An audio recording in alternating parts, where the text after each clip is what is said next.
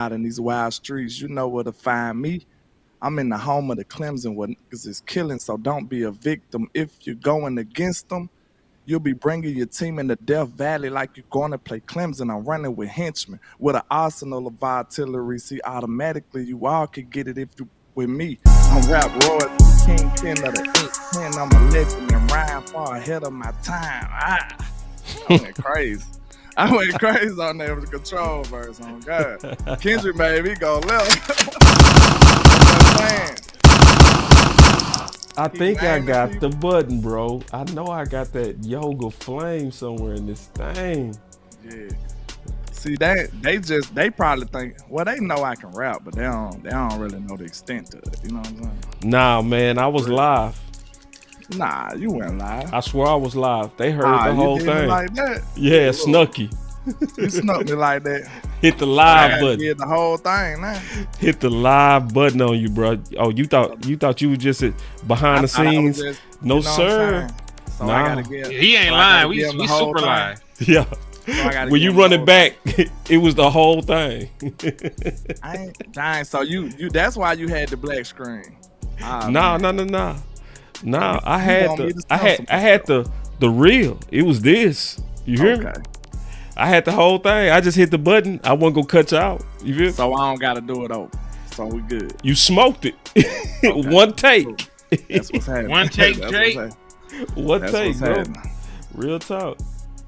Salute. Mm-hmm. Yes, sir.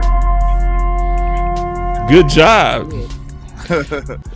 Yes, sir. So we gonna be talking about the deep dive into Brevyn Schottenheimer and the mandatory Benny count. See, because it's some updates. We also got Lou coming, so it's gonna be interesting today. Yes, indeed. Yes, indeed. And we got Henny in the house.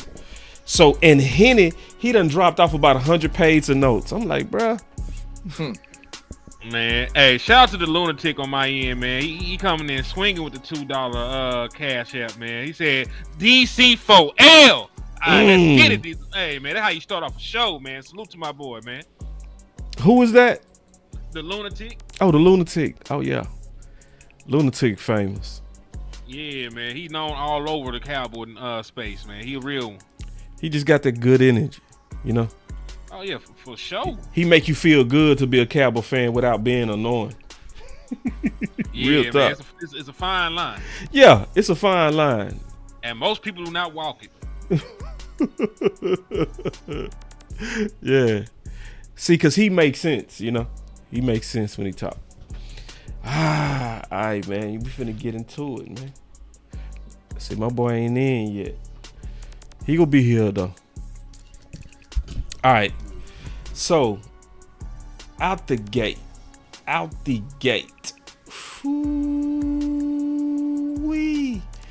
We go start before we get into Brian. We gonna talk about Brian. Before we get into Brian, we gotta talk about this. Mr. Patrick, no C. The Cowboys are set to work out 5 players as minicamp comes to an end. We see 2 DTs, 2 corners, and George Fant.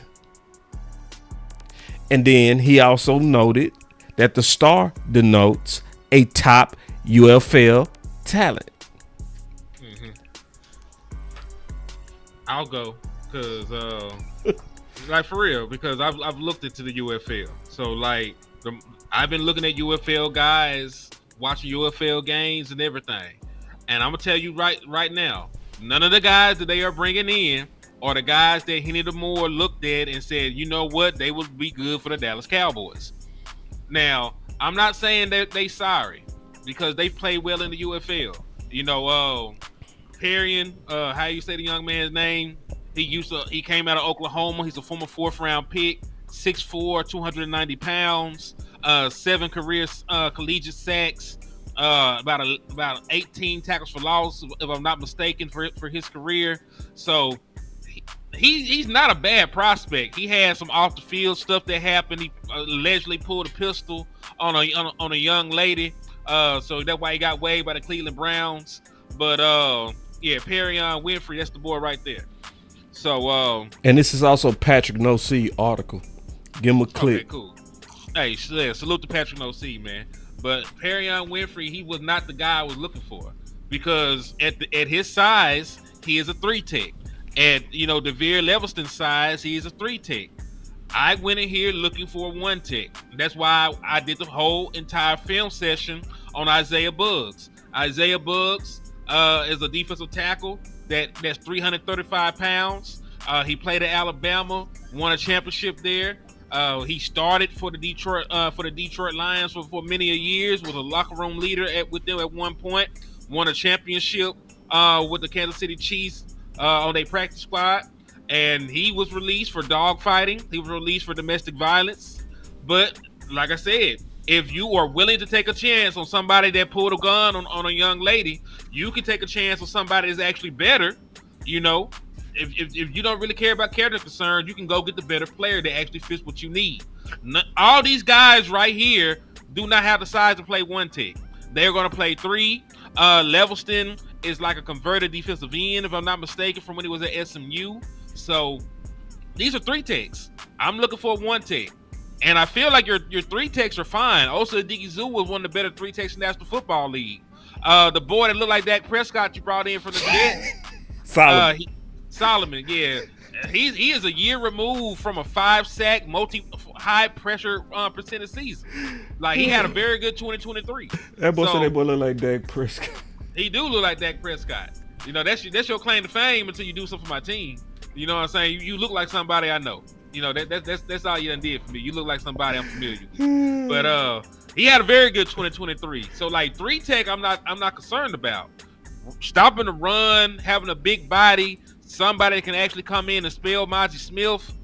These guys don't fit the mold. I'm not saying they're not good prospects. You're right. I'm not saying that at all. But I'm just saying it's not what I wanted personally. As for the corners, I was actually scouting Baker from the DC Defenders. He's a former first-round pick from the New York Giants. Yeah. Him and Kelvin Joseph were the best tandem of corners in the entire UFL. They looked at them last year. What, Baker?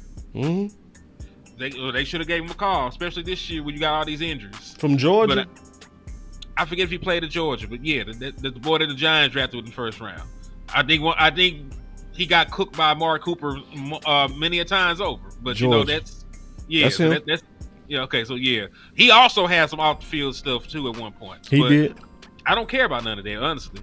Like, I'm Team Werewolf. If you can play and you don't bite the quarterback and we can find somewhere to put you during the full moon, I can rock with you.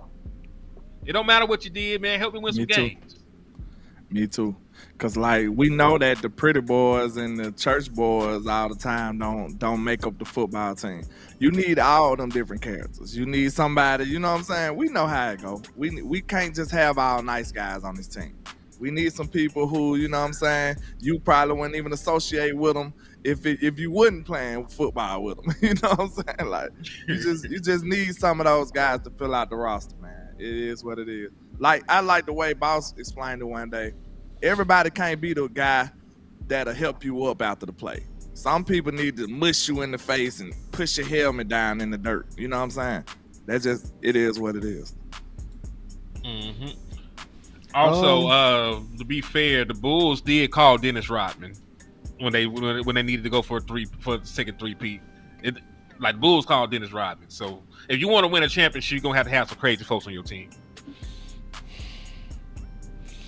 I'm gonna be honest, cause I can't watch no film on these dudes. I'm gonna try to figure it out if I can. Right? I had to do it the old-fashioned way. I watched the games. You know how hard it was. Yeah. So you had to go look at the old games. I watched the UFL. Yeah, I watched Isaiah Buggs. I watched his 2022 film, and I watched him when he played in the UFL. That's how I did it. I had to grind that out. UFL is not always entertaining, folks. I want y'all to know that. Like, some of the games are okay. UFL is not always entertaining. I did a lot of bullshit for y'all. Now this is now I'm just thinking out loud. I'm not mad at another 3-tech if that 3-tech a baller. I'm gonna be honest. This don't feel right. Like, why are we going to the UFL to look at trench players? You know why? You know it because It don't really make sense if the market ain't too bad. it's just the facts. It's just the Lewis not even in here. He said send a new link. Like that's just his face floating. I was floating wondering in why space. he had like the resting face like that. This is really an Boss, AI. I don't know loop. if you peeped the error, but you know What happened? that's our brother Terrence Parsons over there. What TP said? Oh, URTP. Oh dang! I didn't realize he got me listening to Terrence Parsons in the bed. Salute to Terrence Parsons. He like they got my image and likeness on that mug. If I woke up as Terrence Parsons, the first thing I'm doing is asking Micah to hold like 20 bands. I'm asking Michael every secret he got going on so I can know some inside information and let me borrow about, a couple milli to tomorrow. I'm gonna tell you what I feel about looking at DTs coming from the UFL. UFL. Oh, hell no! No, God! No, God, please, no! No! No! Even Bug, No! cause he's just a trouble guy. Sound like to me. He got kicked out the NFL. He's just a trouble guy. Oh, hell no! The last time I looked at his film, it wasn't no hell no. It was years ago, but he was dominant against the Packers. Okay. I'm gonna tell you why I'm super. Oh, hell No, God! Didn't they just stop playing? They still playing. The championship game is this weekend. Like the guys that are in here, like technically their season is done, but there's one more game to play for the UFL. So like even the guys, like if we wanted somebody from the best two teams in the UFL, we would still have to wait. My Stallions finally let somebody else win. You know what I'm saying? So you get my point. Oh, the wear and tear. That makes a lot And of they sense. big guys. It ain't the same as Turpin. Exactly. They And big listen, guys. Turpin took a minute to ramp up. Yeah. Yeah, Them boys but So you taking somebody that just played a whole season of trenches and finna give him 17 games?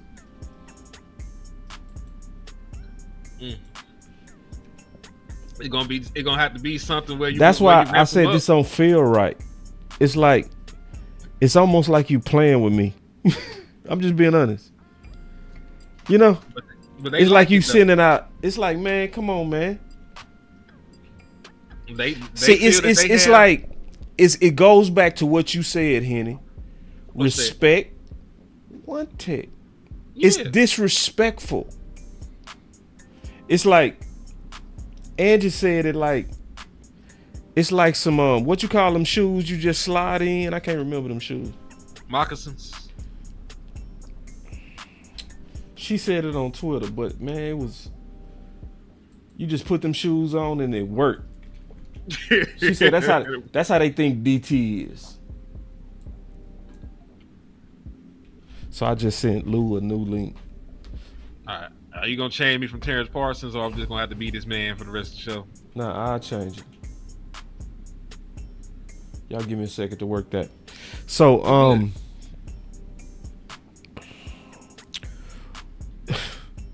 I don't like it.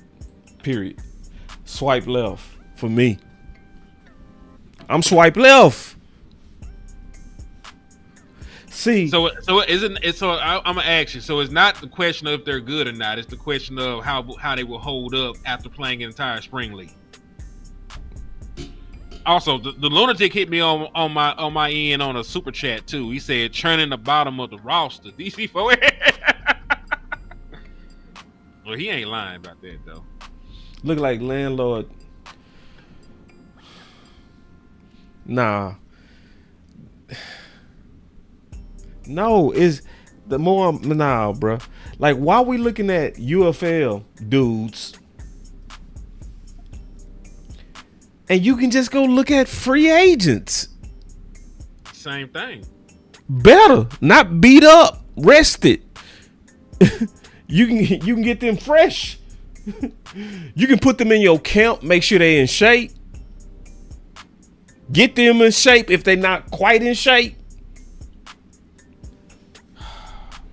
No, Steven. No. This is almost feel like a signal to shut up. Like, nah, I ain't buying it. I ain't buying it, bro. That ain't the DTs we looking for sure. Now I say this because it's not my guy. I'm gonna agree with you. If this was Isaiah Buzz, I would have fought you about this.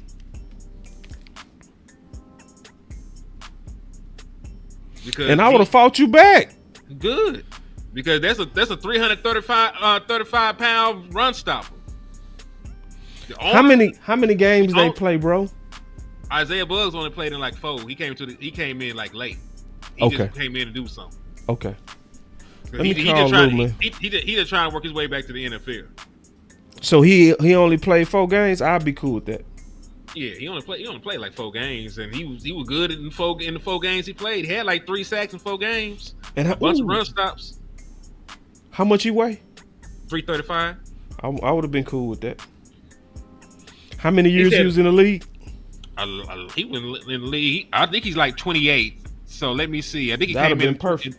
I think he came in 2020 because he got like over 50 games played, and he got like 20 starts or so. Yeah. Let me get the exact numbers real quick.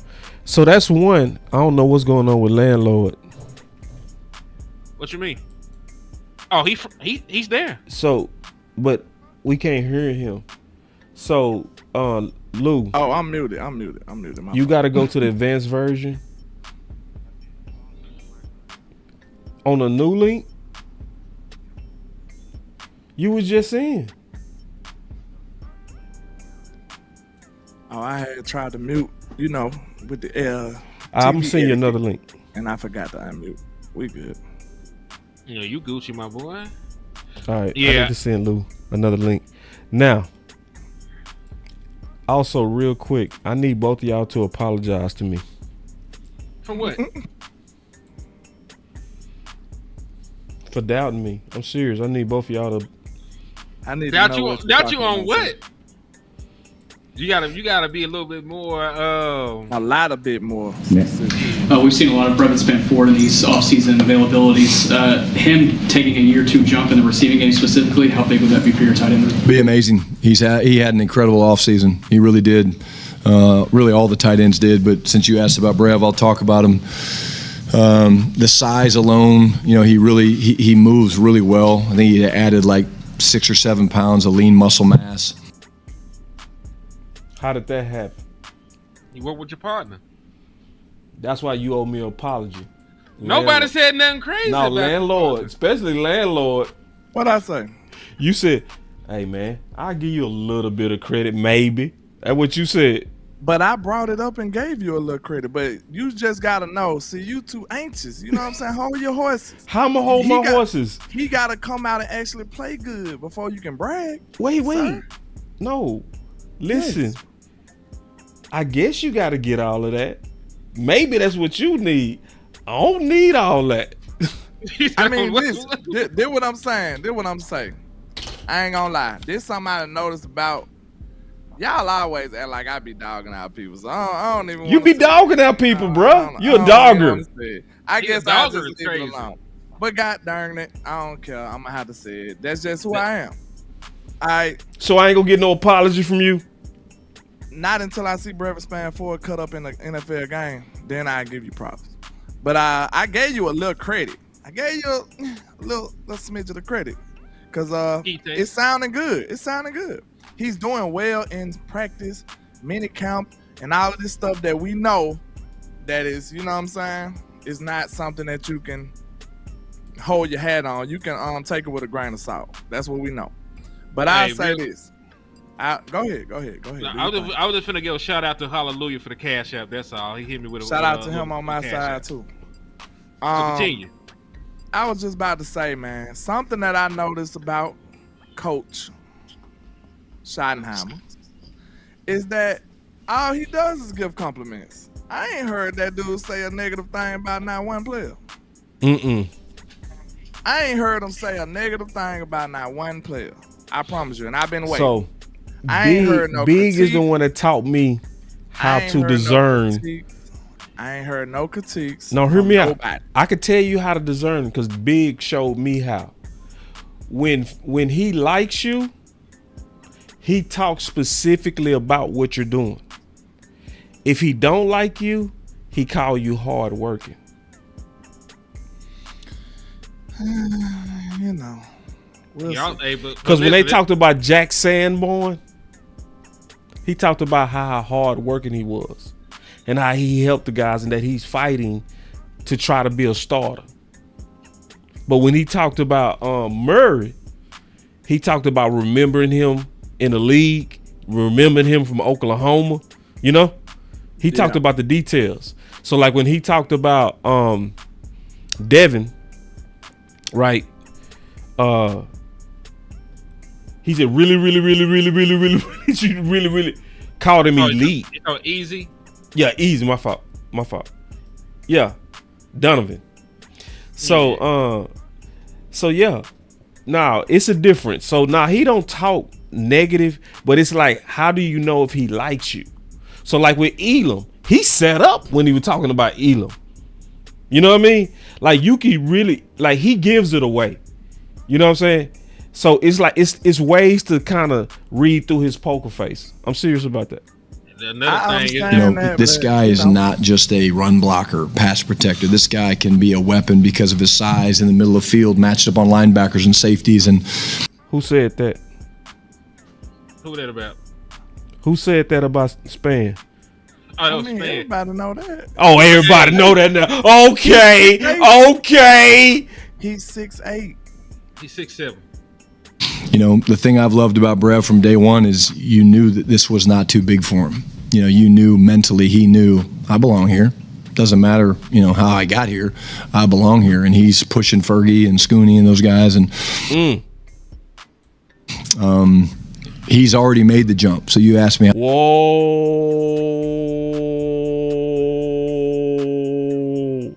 Oh, he cooking. Because he asked him, what if he makes the jump? Hold on, listen. Yeah. We've seen a lot of Brevyn Spann-Ford in these offseason availabilities. Him taking a year two jump in the receiving game specifically, how big would that be for your tight end? So he asked him, how big would that be? Then when he got down to it, he said, got here, I belong here. And he's pushing Fergie and Scooney and those guys. And he's already made the jump. So you.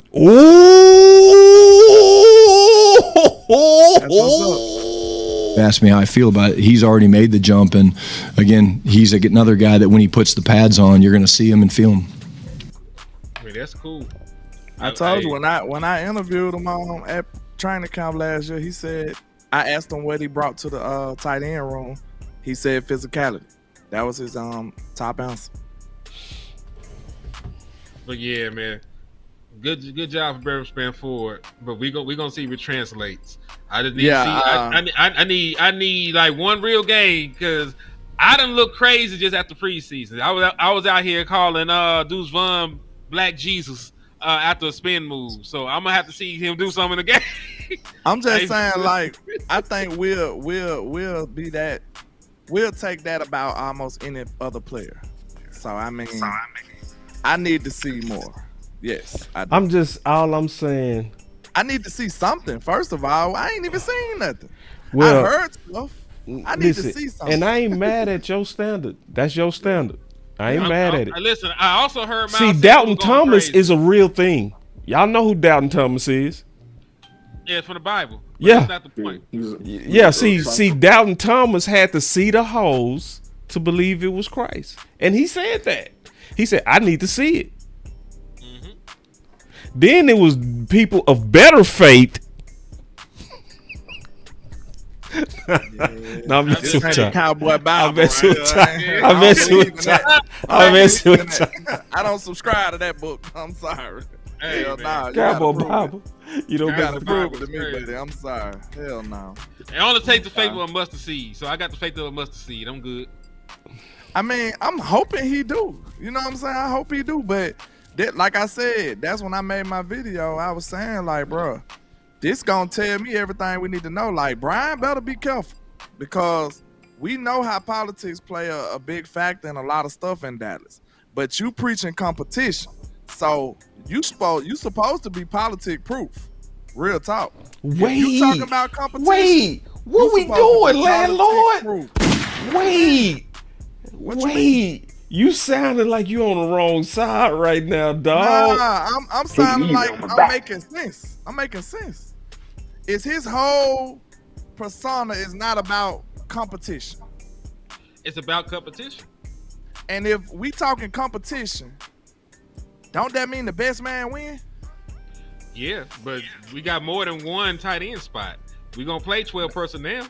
I'm not just basing it solely on the tight end spot. Follow me. I'm talking about across the team. It's gonna be like I said, after training camp and preseason, some of these positions gonna work themselves out. We gonna see who's supposed to be well clearly. And if that don't materialize, we gonna be able to say, hey, I don't know about that one. I mean, where at is there real competition outside of the running back room? You can say tight end. Hold on. Tight You end can should be a real competition. How? What can he do in preseason or training camp to jump Jake Ferguson, who was a Pro Bowler and top 10 across the board at his position in every statistic? Who said he had to jump Jake Ferguson? I'm just talking about real competition. If everybody's job is up for grabs, but I don't even count Schoonmaker. He don't. That's what I'm saying. That's the problem. That's still a second round pick, sir. Like, and we in Dallas. Nobody don't say so when we. Nobody in Dallas, asked bro. him to pick the niggas. But this the deal though. This the deal. This is going back to Stephen competition. Jones said. No, hold on. I'm finna let you cook. Do you need to play what Stephen Jones said about the draft picks? He said you gotta play him. So what you talking about? So that's a second. He played them already. He done played them. This is year 3. What are we talking about? What if school saying? What if school making progress at all? Right. Who you think they're gonna feature? You talk about school earning valid. it, but you're talking about school earning it. If he's making progress and he's playing better than Brevyn Spann-Ford, he deserves to play, right? Yeah, I didn't say that part. I said, what if he making progress? They gonna take their faith of a mustard seed and believe in school because that's who they invested in, and that would be malpractice. Because how much might be better. All right, so check this out. How much is the difference between Brevyn Spann-Ford and Schoonmaker are we talking about? Are we playing the better guy? Better. At what? You know what I'm saying? If he a little just better. I mean, no, because there's too many facets to playing tight end. He's a better blocker. Is he a better catcher? Just red zone? Just better. Better at all of it. Just say he one notch better. One notch better. Yeah, just better. I'm not gonna say that. Do you have faith in the Dallas Cowboys playing him? Who? Brevyn Spann-Ford? If he one notch better than Schoonmaker, and you know what they dedicated to Schoon compared to what they dedicated to him, they gave him the biggest signing bonus for undrafted free agent, but they spent the second round pick on Luke Schoonmaker. So if he one notch better, who are they gonna prioritize? They spent a first round pick on Maji Smith and had Jonathan Hankins in here starting over him. Well, hold on real quick. I just asked the question. And I don't know. I don't know if it was really starting or was they having equal rotation. So you're being perfectly obtuse today. No, hold on real quick. All right, listen. See what y'all fighting about now. I already talked about. I said this about 4 hours ago, landlord. What you talking about right now? The most important test would be during training camp when front office wants to. This is what you was talking about, landlord. Develop one of their drafted guys that was beat out by an outside free agent. That would be Brian's most important test to hold morale strong. Brian has to hold to his fair competition promise. That's what you was talking about, landlord. I was trying to show you I was with you. You feel me? Yeah. Where you was saying, what's up with all this competition talk? See, that's the dilemma. if front office get in the way. And so That's what I'm because saying. I just want them to stay true to it, and we should have our antennas up just in case the Joneses meddle too much. exactly. That's all I'm saying. We should have our antennas up. And I was trying We gonna to see it. have your back on that. You feel me? It's Yeah, gonna be clear. It's gonna Yeah. be clear when they meddle. that's right. And that's the point of it. That's not what I'm conveying. I was just talking about specifically that one matchup. I was just specifically talking about that tight end room. But Hold on. even with the tight end room, it's still the same thing. Because we doing this show about Brian Schottenheimer, and we gonna be talking about all the principles over all the camps and all the stuff we compiled it. So this is him on competition. Nick Harris, Forward Star Telegram. First one's for Brian. You said in Florida that no jobs are being given out on this team. Tyler Booker, is it as easy as throwing him in the right guard competition, or is this kind of a call to the entire offensive line that things could be changed? Yeah, our motto is compete every day, and that doesn't matter whether you're Dak Prescott, Micah Parsons. It doesn't matter. Yeah, it's just the central theme of the program is compete every day, and so we find different ways to do it. Well, I think it shows you that coaches and players have just understood the central theme of the program, and that is to compete every day. And this is not a random Tuesday for us. To your point, Lou, you with us? Yeah. Yeah, Lou, Can you hear me? Yeah. All right. So, yeah, man. So obviously, competition is a center point, and you're right, landlord. That's gonna be what we're looking for. That's what we gotta have our antennas up for sure. That's all I'm saying, because we know the Joneses are notorious for meddling. That's And right. that's been something that's been hindering us. That's been one of our Achilles heel for too long now. You know what I'm saying? And it feel like they operating in good faith for Brian Schottenheimer, but hey, we know that can change quickly. Especially if he turn on somebody that they fond of. You know what I'm saying? Like- We know how that go. Who would I that think be they, this time around? I think I'm it's just a- giving a general statement, bro. We I don't think know it's a exactly who they win-win. love and who they don't love, but Schoonmaker should be somebody because they invested in them. And they shouldn't even be win. thinking Wasn't- about that at this wasn't point. he about It should be McCarthy about who pick? better. I don't know. That's who the they- whole point of what Yeah. Shotty talking about. Is who's better. It shouldn't be about where you was drafted, who bet on you. That's what Shotty trying to bring in. Yeah. And I like trying how to you make said the everyone other one of the your last shows. It should be somebody who worked their way up the ranks that we didn't expect. That's right. That's what competition is, bro. That's like right. It should be somebody like, dang, we ain't see that coming. Right. Oh, he got Like it from Purdy. him. Oh man. Like Purdy real did talk, Trey that's Lance. how it should be. But that's happened on this team before. Is that out the Terrence Steele story? Was it like L. Collins, the paid guy, the guy that they wanted to succeed, and Terrence Steele jumped him? Nope. It didn't happen like that. He was never. How it right happened? right? So what happened was Terrence still had to play a whole year because Lyle was suspended for steroids.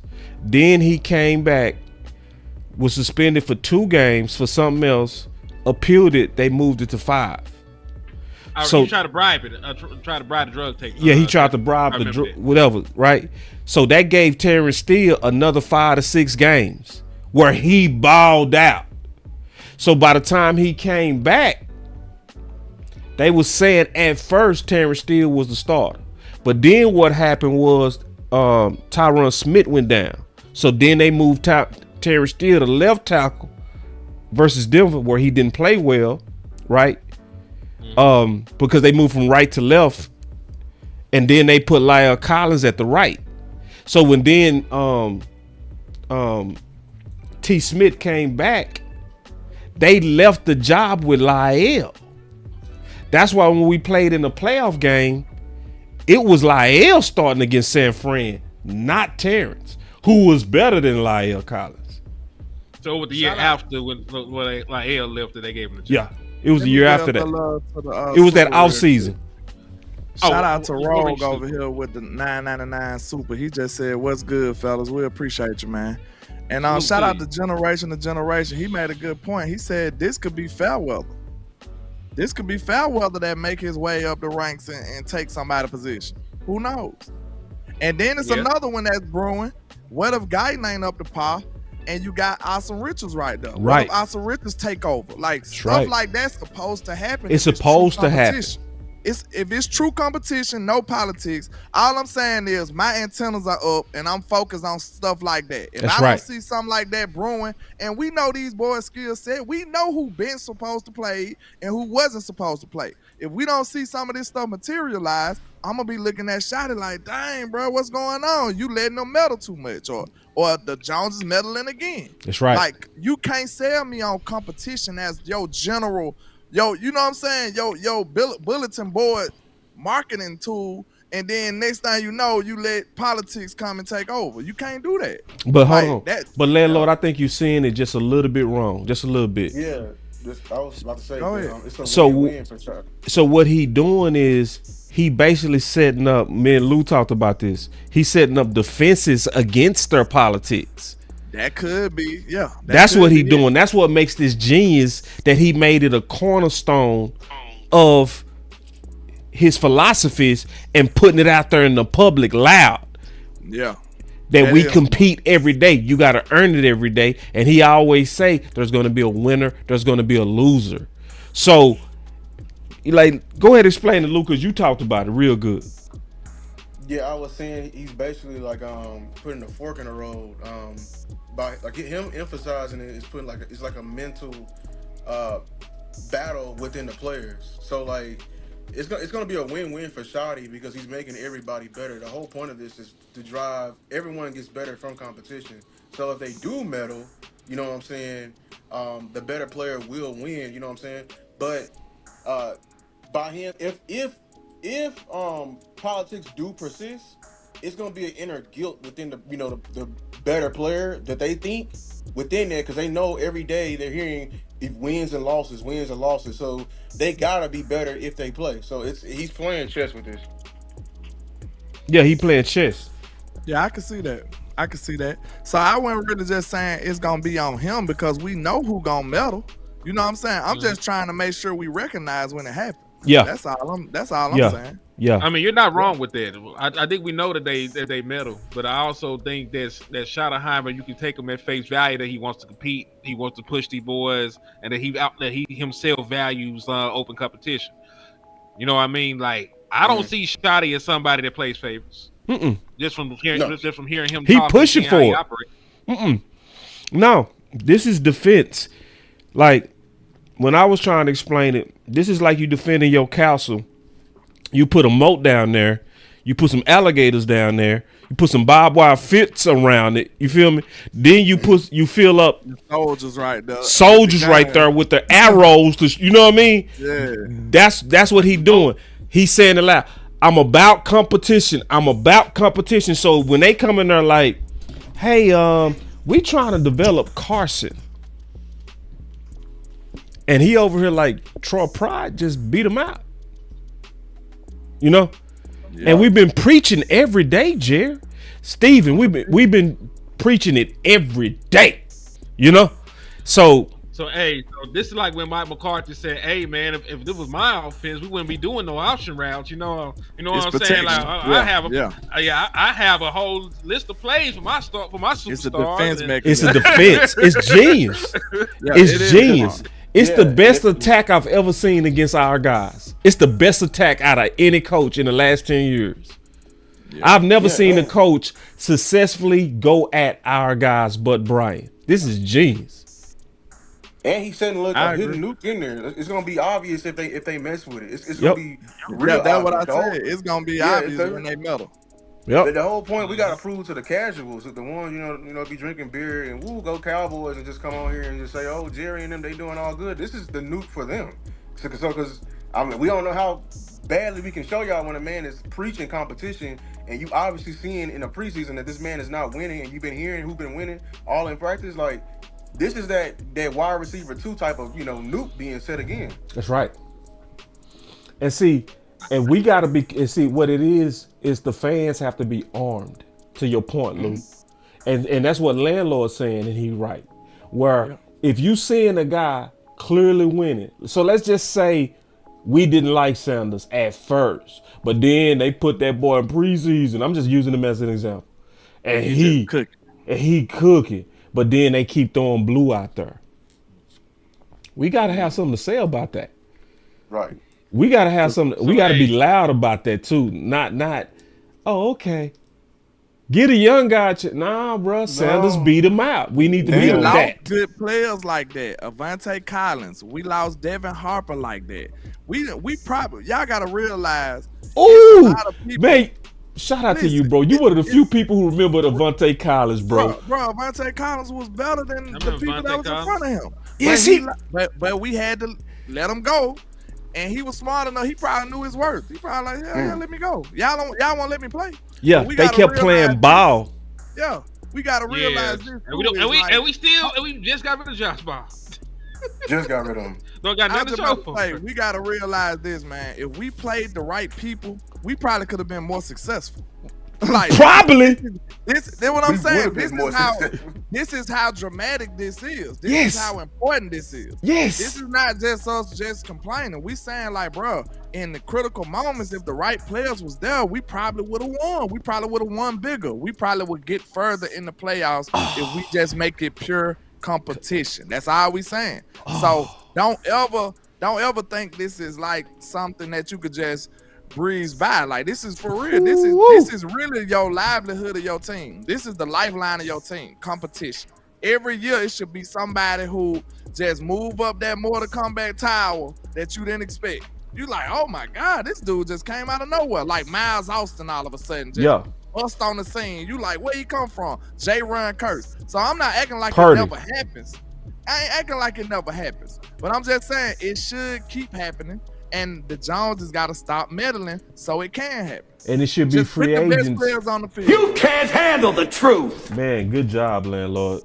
And that's all facts. And this is why we be losing them key games in the playoffs. Like we look across the field, and it's a hungry dog, and we got a team full of trust fund babies. Ooh. Like y'all ever played football and the daddy, pay money to the coach and everything like that. Play my son. All the big colleges got them. They That's but true. You got to get that man a bomb for that. Yeah, he telling the man. truth because he telling the Trust truth. baby versus the hunger. Hold on, let me see if I got a bomb. That for man him. a bomb. I got something. For that. I got You something. gotta reward that. I'll take it. I give him a bell. That was bell hard. We'll work. take the Undertaker. Perfect. I hit him with that, and I hit him with that.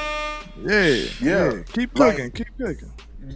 Cause at University of Georgia and Alabama, they got them, but you know what they do to them trust fund babies? Fine, we know you writing all the checks, get your ass a jersey, and you be right there with all the rest of the hurt folks and all the travel guys, and you cheer. But what we do here in Dallas, we play them. And why would we expect anything different? Look who run our team. Oh, I played at the University of Arkansas. You probably was a trust fund baby your damn self. You wasn't playing. You know what I'm saying? So this is the difference. Like when we go into them games and we wondering why, a CJ Anderson off the streets from the Rams run all over us, or the everybody from the Niners. Like I had my old teammate. He went to go work out with the Niners, man. Oh, he actually made the team. They work out different. You know what I'm saying? Like they don't work out like no front runners. They work out like they trying to win something. So this is the type of when we have a fixed competition, a fixed environment. When it's time to compete against real dogs, a hungry dog, you ain't gonna win. I don't know if people seen Bel Air. That just remind me of Bel Air. I don't know if y'all seen that, but when Will, Bel Air, not Fresh Prince. When you seen Bel Air, man, you seen Will Smith when he he's the Uncle Phil nephew. He's rich. You know what I'm saying? He don't got that type of drive. But when he went to the AAU type of ball, when these boys catching 2-3 buses to get to practice, and he pulling up in a new Range Rover and stuff, you know what I'm saying? The hunger different. He had to reconstruct this whole mentality just to compete with them boys. Them boys was on a whole nother level. Them boys up here doing everything, you know what I'm saying, under the sun just to get to practice. You see what I'm saying? Like, it's a different mentality. Like, them boys was 100% dogs, and Will had to find it within themselves just to compete. Real talk. So now, in conclusion, you right. We gotta keep our eyes on this with training camp. It's not gonna be just enjoying training camp. we're going to have to keep our eye on the real competitions, because this also happened with Fowler and Armstrong too. Facts. It happened with Amari Cooper and Gallup. Facts. It happened with LVE and Bobby Wagner. So when Landlord says, what if we would have just played all the best people? What if we would have had Amari instead of Gallup? What if we would have had Bobby Wagner instead of LVE? Because that's who Dan Quinn clearly wanted too. What if we would have gave Fowler the proper reps the first time? Bobby Wagner said he wanted to be here. Right. As soon as he got to Washington, he was on record. He went and got him. But Bobby Wagner was on record that he wanted to play for the Dallas Cowboys, and they never called him. Like, Dan Quinn was trying to actually get him over here. He was on record saying this, and they said he just finally went and connected with Dan Quinn when he could actually get him himself. Right. And to Lou's point, LVE was what? He's a son. Trust fund, baby.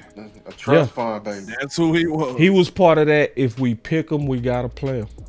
Facts. All that money went right to that nigga. Yep. So the fans, listen, I know people want y'all to just cheer and just hope. Nah, we gotta be active fans. You gotta use your voice. So anyway, yeah, Landlord right about this. So, and what we doing is we showing Brevyn Schottenheimer. So let's get into the next part, going into his core beliefs, okay? Because I want people to fully understand what we getting ready to get into. This is his core beliefs. What's on the tape? Are they doing it right? Are they playing? No. I got you. We're going to go based on how our offensive line goes. And they're going to play really, really physical. They're going to be tone setters, if you will. And so what does he want to lead with? Now, he's saying the team is going to go. The team. He put the whole team behind the offensive line. That's very exciting. They know that we're going to have a very clear and communicated standard for what we expect from them. For me, that's going to start in the offensive line room. And So if you think, you thought Brian just slipped? No, this is intentional. Now watch this.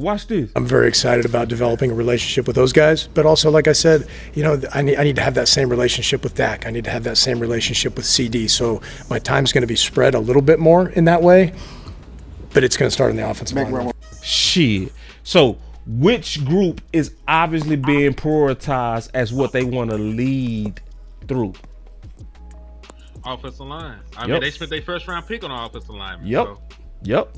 And they hired an offensive coordinator who's a former offensive line coach. Right.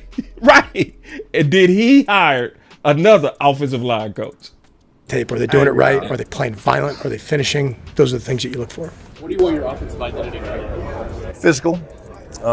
So reason why I'm playing this, looking at the identity, you hearing lead through the offensive line, but you also keep hearing stuff like violent, physical, because they asked him, what do you want your identity to be? Again, it's a deal where we're preaching speed, violence, and finish. And I talked a little bit in the opening press conference about, the marriage between the run game and the action passes, but, as a football team, as an offense, we want to be physical. My MO has always been to run the football. See, he keeps saying it. Multiple interviews, multiple sit downs, multiple press conference. He's staying consistent on what the identity is. I really believe that the game, like I said, is up front. Led the league twice as a coordinator, proud of that. I think getting a guy like Clayton Adams really helps us as the coordinator. Yeah, I think when you looked at it, we were, number one, thrilled about the young man, the power, the strength. When you sit down and you visit with this guy, he's an alpha. He knows what he wants. He knows how good he is. He knows how talented he is. And I think you look at what you got with Tyler Smith at left guard, Cooper Beebe, and now you add this guy. The interior of your pocket, the core of your run game, all that stuff inside. We want to move people, and we want to own the line of scrimmage, and this is a guy that gives us a chance to do that with the pieces we have in place. His knowledge, I've been tracking him for a couple years now. He's an incredible mind when it comes to not just the run game, but just how to attack defenses and how to get favorable leverage and things like that. but physical's the first thing that kind of jumps out at me. Let's go around with that. Pull the notes. Oh, and then, while you doing that, please change my name, man. I'm not TP. Okay. I don't need folks first time seeing Henny the more. They mistake me. Man, you working me too hard, man. Wait. So you gonna need to talk for a minute, then, bro. I need you to give me your thoughts and give me a chance to fix this. Yeah, man. Cause like pull up the notes and I'll talk off of pretty much pull up the running back stuff with Chris Carson. All right, hold on. Because he talked about how he was proud of leading the league multiple times in rushing. All right, hold on. All right, so I'm at your notes, sure so you got to tell me which one to pull. All right, it's the one black one. Go down, right there. It's the one above the star. Got it. All right, so talk us through it. All right, man. So basically, just to correlate this to what the hell is going on. When I asked all y'all, hey man, how many carries would you say a lead back is supposed to get? Well, we see if you said like 250, 240, he had a lead back. 2018, when they were the #1 rushing offense in the National Football League. Even with Chris Carson missing 2 entire games due to injury, he still ended up having 247 rushing attempts, going for 1,151 yards and 9 rushing touchdowns. That's #1 running back attempts. And the next guy had like 100-some carries. Those numbers are skewed because he had 2 starts due to Chris Carson being out. So had he been healthy, Chris Carson would have probably went for like 300 rushing attempts. The very next year, another year where they were a top rushing offense in the National Football League, he played 15 games and had 278 rushing attempts, 1,230 yards on the ground, 7 rushing touchdowns. He got hurt, could not play in the playoffs, in his season prematurely. Had he been able to play that one final game, he would have easily cracked 300 carry threshold. 2020, the 1 year where he did not get 200 carries, they were a middle of the pack rushing team. They were like 19th, if I'm not mistaken. Right? He had a severe foot injury. It hindered him, causing him to miss 4 games, and he was not healthy. So, like, the 1 year that Chris Carson could not get his 250 carries, that running back by committee stuff did not work because they were a very piss poor overall rushing attack. So I said all that to say this. I believe him when he said that he wants to run the ball. Right? Because he was even asked in the notes, hey, why don't you utilize the short passing game more often? Right? He like, I love play action. I want to be able to take those play action shots. So I would rather get 2 or 3 yards on the ground, than getting a 2 or 3 yard dump off pass. Like, it's probably in there somewhere in the notes if you want to skim through it. But they asked him specifically about why he doesn't really like to utilize the short passing game. Yeah, hold on. Let me go to it. You say you got it in your notes? It's in the notes somewhere. All right. So, hold on.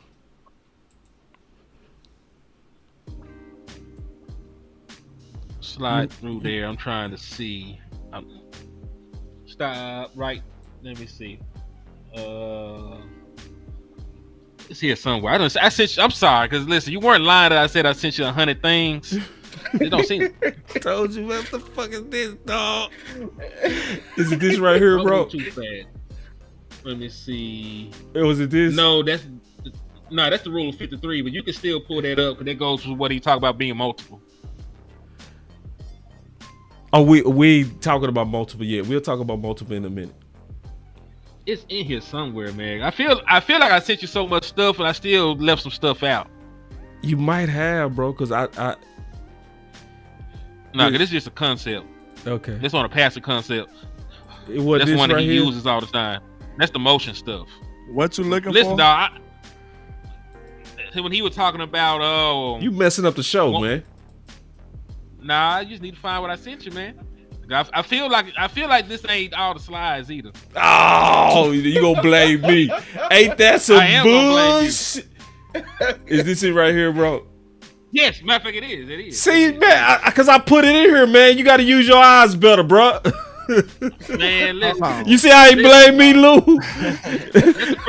You see how he blamed me, though? That's cold blooded, bro. Why Why Schottenheimer ain't wearing no glasses no more though?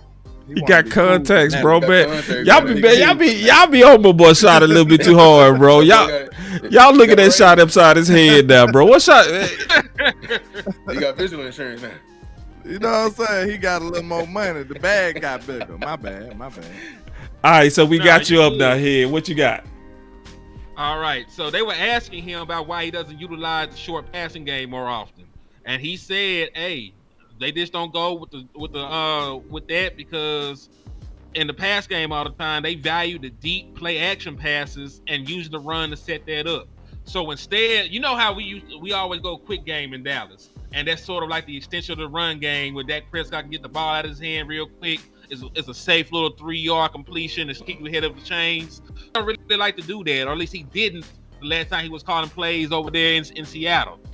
He loved using the deep play action passes. So in order to be able to use those play action passes, you need to have runs that look like the play action concepts that you're trying to run.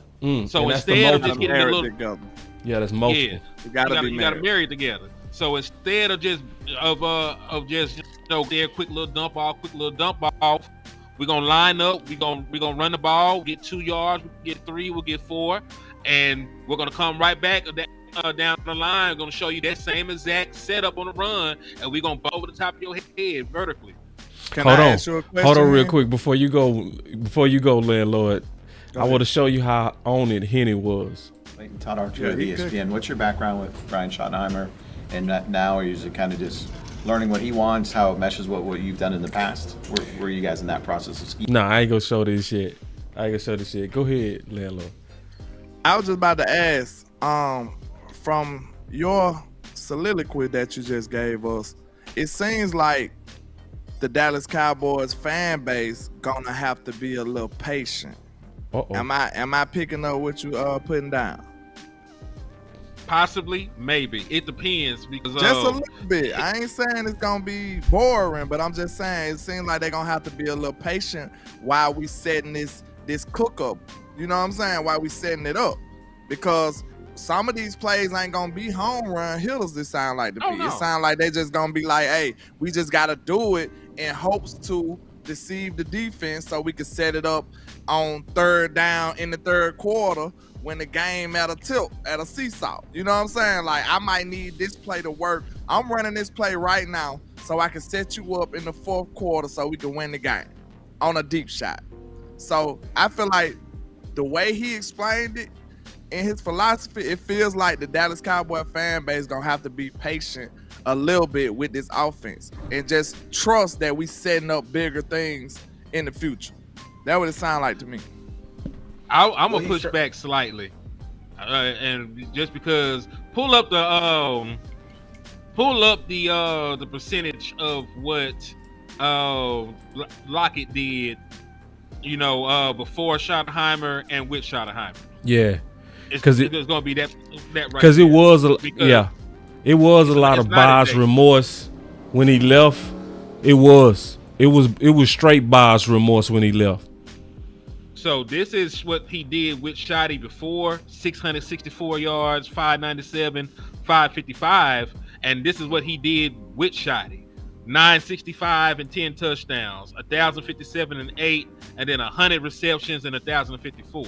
Now, when we say that he's going to run the ball to set up the play action, it doesn't necessarily mean that he's going to wait until the 4th quarter to That's right. the play action. That's right. But Russell Wilson threw for 30+ touchdowns for a reason. They were chucking it down the field at a very high rate. Yep. It's just you're just not going to get a lot of dump off passes anymore. You're going to trade in the Dak Prescott 4-yard dump off pass for the a hitch route, whoever it is, for Javonte Williams. You're gonna trade that in for Javonte Williams. Yeah, for Javonte Williams. Halfback stretch. You're gonna trade that in for a Jaden Blue halfback dive or something like that. And then off that play action. Go ahead. I know what you're saying. You're saying, yeah, like, I'm not saying that. I don't think y'all understand what I'm saying. I'm just saying, like, I feel like I'm not saying that it's gonna be boring. I'm just saying some of the plays that we run are basically just decoys. You know what I'm saying? That's what it sounds like. Yeah. That's all I'm saying. I'm not saying that. No. You're that's all I'm saying. you are 1,000%. You're 1,000% right. I'm just saying the payoff isn't going to be like fourth quarter. Like the payoff is going to be four plays from that, or 6 plays from that. You know what I'm saying? Like calls a very high volume of shot plays. You know, that's why somebody like George Pickens. Yeah, that's why somebody like George Pickens fits into what he does more so than anybody else on the team. Like Avante Turpin and George Pickens are the 2 wide receivers that will have the biggest output, I believe, from playing in a Brian Schottenheimer system, because they are the 2 guys that stretch the field vertical. Well, you meant to say they'll benefit more. This is I'm finna give away this entire game plan. I hope no other team is showing it. The main position group. The main position group Shotty is going to target on opposing teams are they linebackers. The entire like development of this team is to focus on the entire middle of this team. So the first level, nose tackle and 3. Then the interior, Mike and Sam, then the safeties behind it. He wants to occupy the entire middle of the field. That's why when you see that big production of Tyler Lockett, if you remember when we played the Seahawks, how Tyler Lockett used to get his passes, it used to be just with them over routes and everything like that, going across the middle. So he wants to emphasize the run and being physical, because the linebackers have so much to do inside, and it makes their life even harder when big guys are moving up to them and mauling their ass too. So now they're discombobulated and everything like that. So and part of marrying the run with the pass is just selling it up front of whooping folks in the middle, and of course the mesh point in the back. But if you emphasizing just some gut punches in the middle and keep punishing the linebackers, when it's time to do the play action, they get behind. We all play Madden, we all play NCAA. What's the first the position group to mess up is always the linebacker. So I think that's his main position of targeting throughout the season. That sounds Indeed. great too. Shout out real to quick, Mrs. Gina Green with the cash out. Well, I appreciate you on my side, man. Thank you. And we got same a on cash mine. out from Same on mine. Keystone. He said, could Turpin be Lockett-ish? Yes. It depends on how they utilize it. No. He can do some of the similar things, but he's not. His skill level ain't that high. The routes, not. Yeah, like his knowledge of being not a the same kind of receiver is route not runner, that great. You know what I'm saying? He could be he's developing though. He can do some of the same routes and stuff, but like, Lockett was special. Lockett is a smart receiver. You know what I'm saying? He's a natural receiver. Turpin got to learn some of the nuance stuff. Somebody Can I says, be real? Lockett wasn't like that before Brian got there. Like we got the numbers for it. I'm not. And listen, I'm not. You are 1,000% right. I'm not saying that Avante Turpin can hold his jock strap. That's not what I'm saying. I'm just saying that. You know what I'm saying? I'm just saying that Brian turned folks up, man. That's all I'm saying. I ain't gonna lie. Brian got sauce.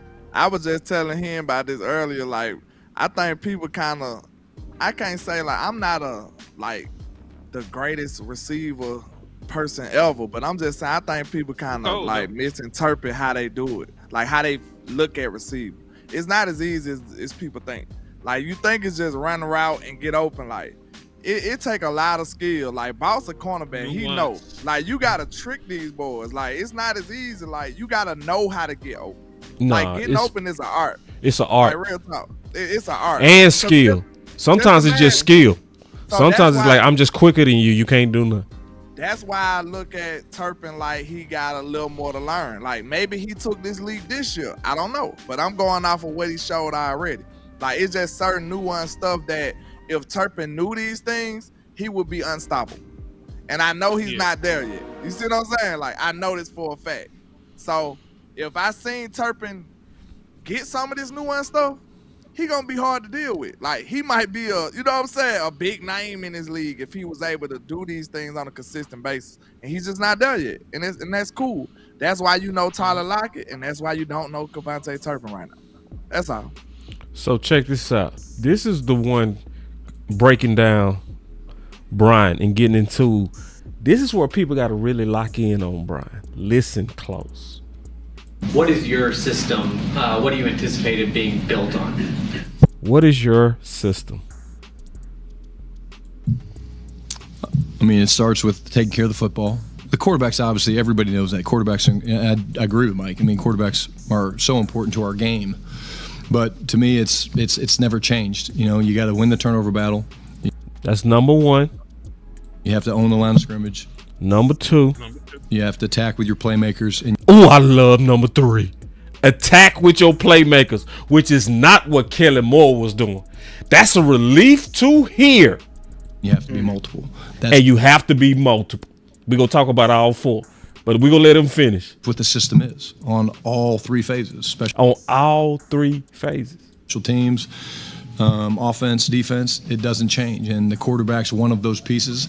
The quarterbacks are the piece that get a lot of the attention. But at the end of the day, we're going to be judged with whether we win or lose. And the best way to win in this league is to, one, take care of turnover battle, the football. Trenches. Two, to have an incredible set of offensive and defensive linemen to control the game. Three, weapons. Whether you run it, throw it, people want to talk about numbers. Do you throw it? Or attacking with your playmakers. 40 times, do you run it 40 times? Well, it doesn't really matter. You just have to own the line of scrimmage. And then we have some really good pieces. And so we have to move those pieces around and make them hard to find. And multiple. When you say attack with your playmakers doing that, and then we're going to be multiple. Because I think being multiple is hard. You know, this is the best of the best in the NFL, and there's incredible coaches, incredible players, and so if we can make them have any indecision at all about what's potentially coming. So he explaining the philosophy of multiple. As a blitz on defense or as a formation run, you know, if we have any advantage because they're not sure and they're confused, then that's good for us. Ooh, we got to talk about all four of them things. Confusion. Let's get it. Confusion, exactly. Exactly. And see, when you breaking down Brian, bro, and you breaking down why, see, people got to remember he's a former quarterback.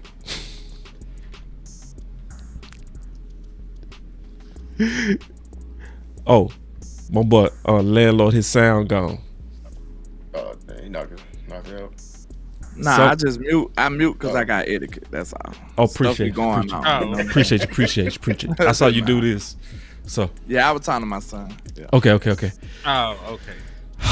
Cowboy live streamers, man. You know, we got everything going on. Yeah, it's Father's Day. I'm a father. You know? So Yeah, your father. So he talked say about something winning about over the turnover battle. You know, that's pretty obvious. We don't got to kind of get into that. Basically, take care of the football, take the football, basically, right? But then number two, he's staying consistent to what? Them trenches on both sides. He consistent on that. He not playing with that. He's serious. He said winning the line of scrimmage. But then he said attacking through your playmakers. Who would to talk about that? Who? I love it. I love it because, like, I think one of the easiest things. Oh, go ahead. Oh no, you good. I was just about to say, like, Then you, Lou. Then you. when you bring it to like layman's terms, bro. Like, if you ever played Madden or NCAA, like, if somebody motion, because he said he was trying to cause confusion and responsibilities and stuff like that. If somebody motion, you know how they show you the indicators of who responsibility is whose. And when somebody motion, now your lines just start getting crossed up. You like, damn, I gotta, you know what I'm saying? It shows you how much confusion it causes. Now you got mismatches. Now you got stuff like that. So that's why you use these type of tactics so you can get some advantages in these matchups and stuff like that. So I love it, man. I love the way he said he want to attack with the Playmakers. superstars and Yeah. you know what I'm saying? Yes. The playmakers on the football team, because that's where. And he said, I want to hide him. Yeah. That's what let me know you gonna cook. Yeah. Because, I mean, if you a dope OC, I say this: you can't be a dope OC if you can't get your superstars involved. If your superstars ain't cooking, you can't be called a dope OC. I'm sorry, you just can't, or a play call. And we just seen how he elevated Tyler Lockett's game. So just imagine what he probably could do given the right circumstances with George Pickens, man. Like, I can't wait. Look how much you cooking. Bro, you cook. Look, Like, look how much you go cooking, crazy. Landlord. Look, It's finna go crazy. look. It's finna go crazy, y'all. I in was other clicking words, this as you were saying that, bro. I was Speed clicking Lamb, it. Speed Pickens. And listen, our boy Ferg, he should go crazy, bro. This finna be easy pickings for him. You know what I'm saying? This finna be easy work. Like I told him, the pass game do help the run game as well. So it's like I told you, ain't nobody playing one high safety on us. Nobody. Who wanna do that? You wanna have CD or George Pickens one-on-one? Who wanna do that? So you gonna have some run lanes. Yeah. You gonna have some run lanes, bro. Yeah. Ain't nobody finna play singles high safety on the Dallas Cowboys no more. That I boy want y'all say. to know that. That boy say hide him. Can I play that one more time, bro? Go ahead. Go ahead. What is your system? What do you anticipate it being built on? I mean, it starts with taking care of the football. The quarterbacks, obviously, everybody knows that. Quarterbacks, and I agree with Mike. I mean, quarterbacks are so important to our game.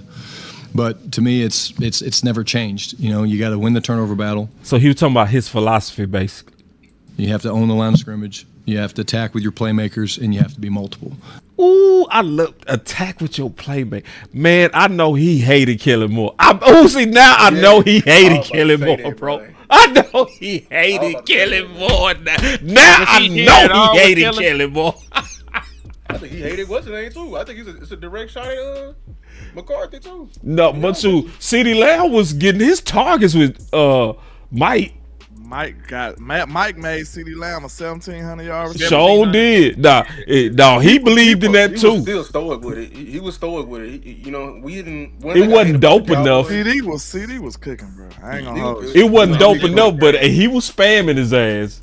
I told you what it was about CD and Mike offense, bro. Like, you just can't do the same thing 2 years in a row. They just caught up to it. That's right. He cooked That's right. everybody the first year, bro. Yeah. He cooked the league. So they studied the hell out of him, bro. Yeah, the adaption wasn't there, but it worked the first he time just around. didn't change up good enough. Like, let's not act like this Prescott, man didn't cook. Prescott was an MVP candidate in Mike McCarthy offense. So I give him. And I know Mike McCarthy got change up. He got change up in him. That's the best Dak Prescott you've seen. That was the best. Cause see, it's change up in him. Cause see, sometimes these offenses do hit a low, bro, and they got to figure it out. Kansas City had to do that too. Yeah. They had to do that too. Mahomes was chunking that shit. They start too high. They start playing a bunch of too high on him and start giving them balls trouble. And what they start doing, Kansas City start running the ball. I can't gotta be proud when we sing. Checking it down. That's exactly what they did. Like, that's right. We sing Mike cook with CD and Dak. It's right. okay to say that. Like, the rest of the team, the rest of the you ain't gonna give Mike that? It's dogging them out. You ain't gonna give you ain't gonna give Mike the CD targets? The targets is cool, but like my guy was getting beat up, like, because how stoic and how, like, that's all he had. Like, I can't. You had but that is all Mike had, though. That's all we had. Yeah, Like, that's all we had. We had friendly. I can't say that's all we had, though. Just ran down the field and turned around 40 times a game. Like, can I get a But it worked. Wait. Hey, I don't want to get on Mike McCarthy, man. Let's go back to Brian, bro. That's what the system is on all three phases: special teams, offense, defense. It doesn't change, and the quarterback's one of those pieces.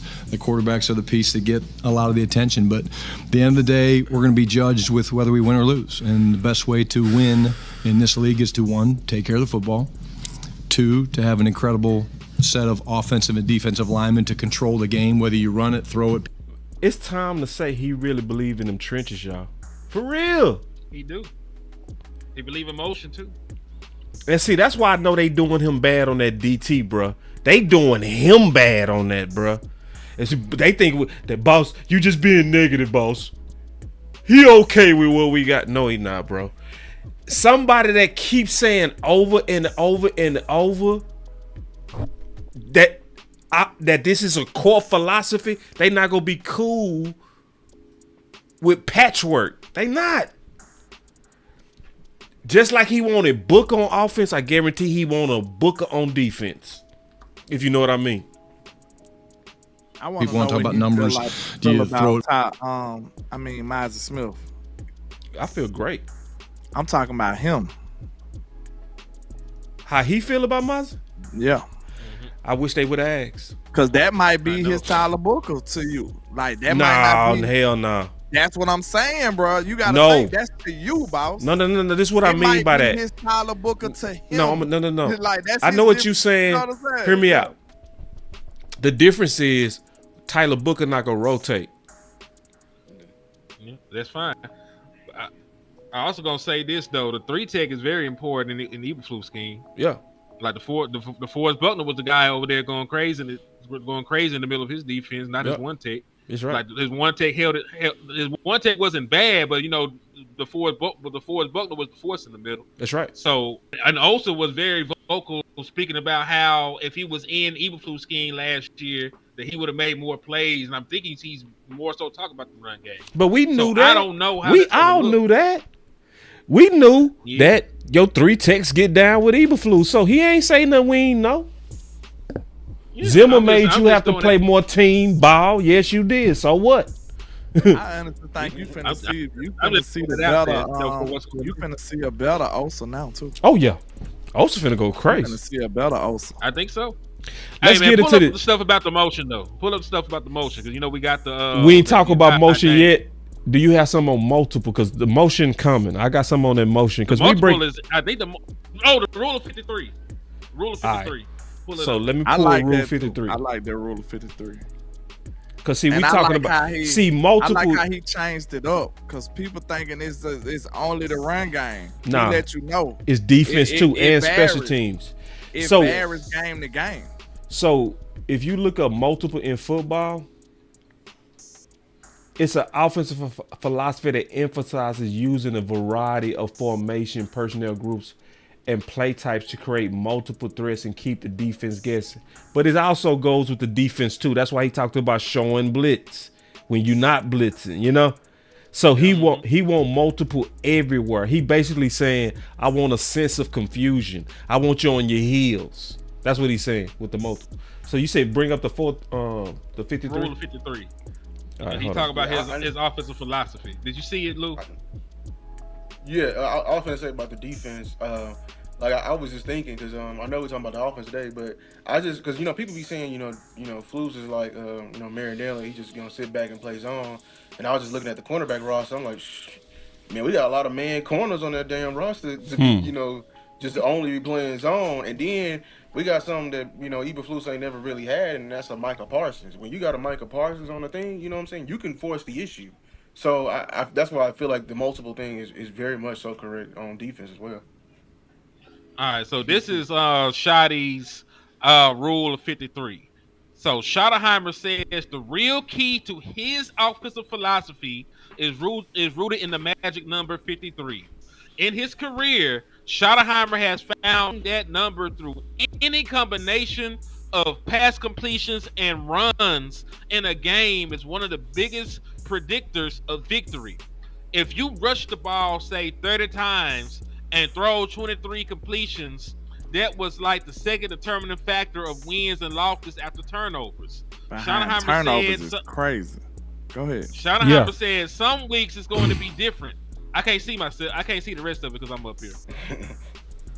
Thank you. All right. Some weeks it's going to be different, and it's going to be 33 completions and 20 rushing attempts. But we are always going to go in with the understanding that we should be able to run the ball and believing and we can do it at a high level. So, like he said, multiple. Sometimes run the ball down your throat. There ain't going to be nothing you can do about it. We're going to have just a couple of completions, and we're going to win the football games. Some games, Dak Prescott is going to have to get 33 completions. We're going to still run the ball about 20 times, but he's going to make sure that he's throwing everything in the kitchen sink at you, and you ain't going to know what the hell is going on. But he's going to try to get to 53.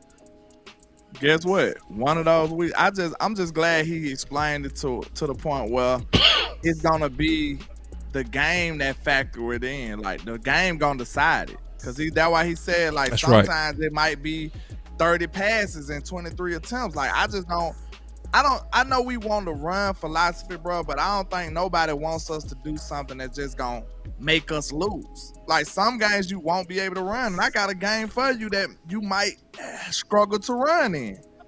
The Philadelphia game, the first game, you might struggle a little bit in the run game. It's possible.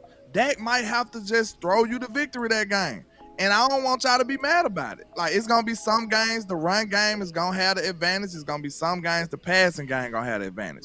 We just got to understand that you should be multiple in that manner too and be able to adapt to what the game is making you do or what your advantages is. Like, you want to be so dope, just like, I hate to say it, but Philly is capable of it. So, like, if you shut down Saquon, they got two great receivers outside to tear you up. You know what I'm saying? If you selling out, that's what happened in the Super Bowl. They sold out to stop Saquon, and they just tore their ass up with receiver and receiver, one-on-one, and they just made it a field day. It was easy work because they got the personnel. So, like, you want to be capable of doing that on the fly anytime you want to. It's going to be hard to stop. So that's all I'm saying. Like, I love the fact that he made sure he was specific, but he did say that the run game is the main objective, but sometimes it's not going to be able to be the case. I got to push back just a tad bit. Before you do, that game is very important. Hold on, before you push okay. back. Oh, my bad. Just real quick. BB, what do you like about the combination of those three guys and what they're going to be able to do for you in the run game? Yeah, big, strong, fast, tough, smart. You know, there's a lot of different words that you could use on the interior there. We got a long way to go, and we got to get a lot better in regards to, you know, running the football. You know, I think that first and foremost, you do whatever you have to do to win the game. And that's Landlord point. See, Landlord, I'm showing you I'm with you.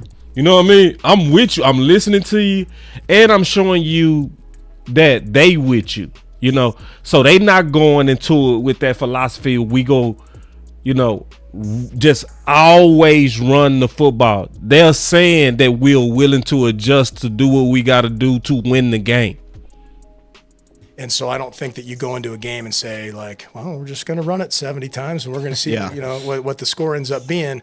You know, and that's what Landlord was saying. You got to do whatever you can to win the football game, but creating explosives in the run game is a recipe for creating explosives in the pass game. And hopefully the hope is that by being able to move the line of scrimmage, you're able to protect differently than just having to drop back all the time. Because I know one thing is it's a heck of a lot easier to block these D linemen when they don't know it's a pass. Right. So, and that goes to multiple. You mute it. No. I was about to say that's what Mike McCarthy messed up at times. Where he like y'all, that's one of his biggest critiques. When he wasn't mixing it up and he started passing too much. That's why he said it's a hell of a lot easier to mix it up when they don't know what's coming. That's you right. See what I'm saying? That's multiple. But guess what though? You gotta stay in the game. You know what I'm saying? You gotta be able to be competitive in the game so you can be a loose cannon, unpredictable. You got to stay in the game and you got to be productive in the run. Because guess what? If they figure out that you can't run on them, they're not going to believe it no more. They're going to be like, you can't do nothing. We going to play the pass until otherwise. You see what I'm saying? Like, we done seen games like that. Like, I think one of the greatest examples was that Tampa Bay game week 1. We just couldn't run on them dudes. You remember when Dak first came back? We couldn't run. Yeah. Like, we just couldn't run on them. Like, Vita Vea and them was just some monsters in the middle, and we couldn't do nothing. We had Zach Martin and everything. We just couldn't run. Or they just figured that their advantage was at the receiver position. Like, bro, you got to play to your advantages, man. That'll be foolish if you don't. I'm sorry. You will be crazy. If you know these boys got young corners that can't check your guys, but you just constantly running your head into a brick wall, that's bad football. Like, it is. So you just got to do what you got to do, like he said, to win the game. That's all that matters. And we seen it go to bad. Hold on, it was on Lou. It was on Lou. I know. I didn't want to throw this out there real quick because we seen it happen the other way too in 2018 in the postseason. We were a run first team. We went up there against the Rams. We gave Zeke the ball, ran him right at Aaron Donald and them 20 times, and he had like 40 some yards. And the best thing we had going was Dak Prescott throwing on the perimeter. Michael Gallup with over 100 yards. Amari Cooper got off to a fast start, and we just didn't throw the ball enough to stay in that game. We had 4th and 1s. He couldn't even get the yard. So if you maybe had readjusted and threw the ball a little bit more, you might have had an opportunity to score some more points that game. But we're not saying that we shouldn't want to run the ball. We're just saying there's an exception to the rule every time. Like, nothing is set in stone. There are times you're going to have to get outside your comfort zone in order to win. But please go ahead, though, Lou. I am dying to hear what you got to say. So this is where I say there's like a thin line between that, though. Because even though we've been a run-first team in the past, we really were not truly like a run-first in mentality. Because the problem with the Cowboys in the past, we quickly abandoned it. And I think that's... Hold on. You saying past Mike McCarthy or past Jason Garrett? Because Garrett was run first. I'll say period. Garrett was run first. Yeah, Garrett was shit. Garrett was run first into a brick wall. I don't care what's going on. My guys better than your guys. Garrett was going to run that ball. I know, he had no creativity to it. I'm talking about, bro. Garrett is my guys are better than yours. Yep. I'm not even doing nothing cute. I'm gonna run the ball. That was Garrett. What it is and stop me. But I didn't want to take over Lou. I'll meet you in the A gap. That was Jason Garrett said. Yeah, I'm saying like if you don't have no creativity, you know what I'm saying, then I want at least some creativity. I mean, that's just like Mike McCarthy. He only had like 2 run plays. I'm saying that Super Bowl is a great depiction of it. Like both Kansas City and Philly are run first teams, and they were slugging at each other, going back and forth, and they were stopping each other run. But the moment one team literally folded and abandoned it is when the tides really turned. Like the Chiefs, they had that mindset like, oh, we can't run on Philly, and they have completely abandoned the run, and it affected their game. Versus the Eagles, who even though they couldn't run, they still did it enough to earn the respect of that one high, and then your playmakers are one-on-one on the outside. So that mentality is what I'm talking about. We just don't have the mentality to still stick with it even when it's not working. That's what I'm saying. So I'm not saying it's going to be like 50-40, but I do not ever want to see us abandon it completely in the game, because that's where we're going to become one-dimensional. We're not going to be complementary, and that's when the game is going to go completely out of rhythm. That's what okay. Time out right there. I get what you're saying. I'm with you. But what if the score is 14-0, 21-0? You still holding on to that? Because like, okay, we seen because, that. Like, I mean, if that was teams never came 2018. back on us like that before. Oh, go ahead. Well, I think it is some gray areas because that's the key to this, is that it's gray areas. I don't think anything should get pigeonholed. So like, I remember a game where Kellen Moore basically just had a porno session on Philly corners. I can't remember what game, but it was one of them games. You talking about that game when Dak started out with the interception and then he just cooked them for the rest of the game? It wasn't that one. It was before that one. It was when it was basically Gallup and Amari took turns on this dude, bro. Oh, okay. Because that Dak went crazy. Because what they did in the first half, they had this dude trying to hold Amari, and Amari killed him. So then they was like, okay, let's switch. And so then they put Gallup on. Gallup got him, So it just depends. Like, so it's like matchups, for instance, bro. It's matchups. It's matchups, right? So like, it was one year we played Arizona and they had nothing but backup corners, and we had Amari and we had CeeDee Lamb, and we lost. And they only had 4 targets to combine. You want to know why we lost? Because they played to their strength and they ran the ball down our throat. They ran the ball like crazy. I'm talking about that game in Dallas. Remember we lost in Dallas? That one, not that one. You talking about in Arizona? I'm talking about the game we lost in Dallas. Okay. That's the game that Michael Gallup got hurt. He's talking about. Michael Gallup caught the touchdown and came down funny. That's the game. That's the game that he's talking about. Oh, okay. So it depends. Like, I don't want to get so caught in identity to where I got Pickens going against a third string corner and I don't even take it. See, that's crazy I'm work. saying take it. I'm just saying, you know the rule of football. After you get that big play for 30, hit him with a gut punch. Give me one at least. If we get to the red zone, don't do like McCarthy and just be like, we in the red zone, pass. Nah, what we doing? We in the red zone now. Give me a gut punch at least. Keep them honest. You gotta keep them honest. This is like fighting. You gonna throw I ain't haymakers all gonna the hold time? you though. What I see when I think about the teams that got true identity, where they don't waver from it, a lot of the times they be kind of limited. I'm not gonna hold you. Like they not versatile enough. Like when you seen the Ravens only run the ball, they weren't too confident in Lamar yet. Like they like, man, we finna run this bit. Like, you know what I'm saying? Like that's just how they felt. Like when you stick to true identity, when you don't like you don't do nothing else, a lot of times that just tell you a lot about how they feel about their team.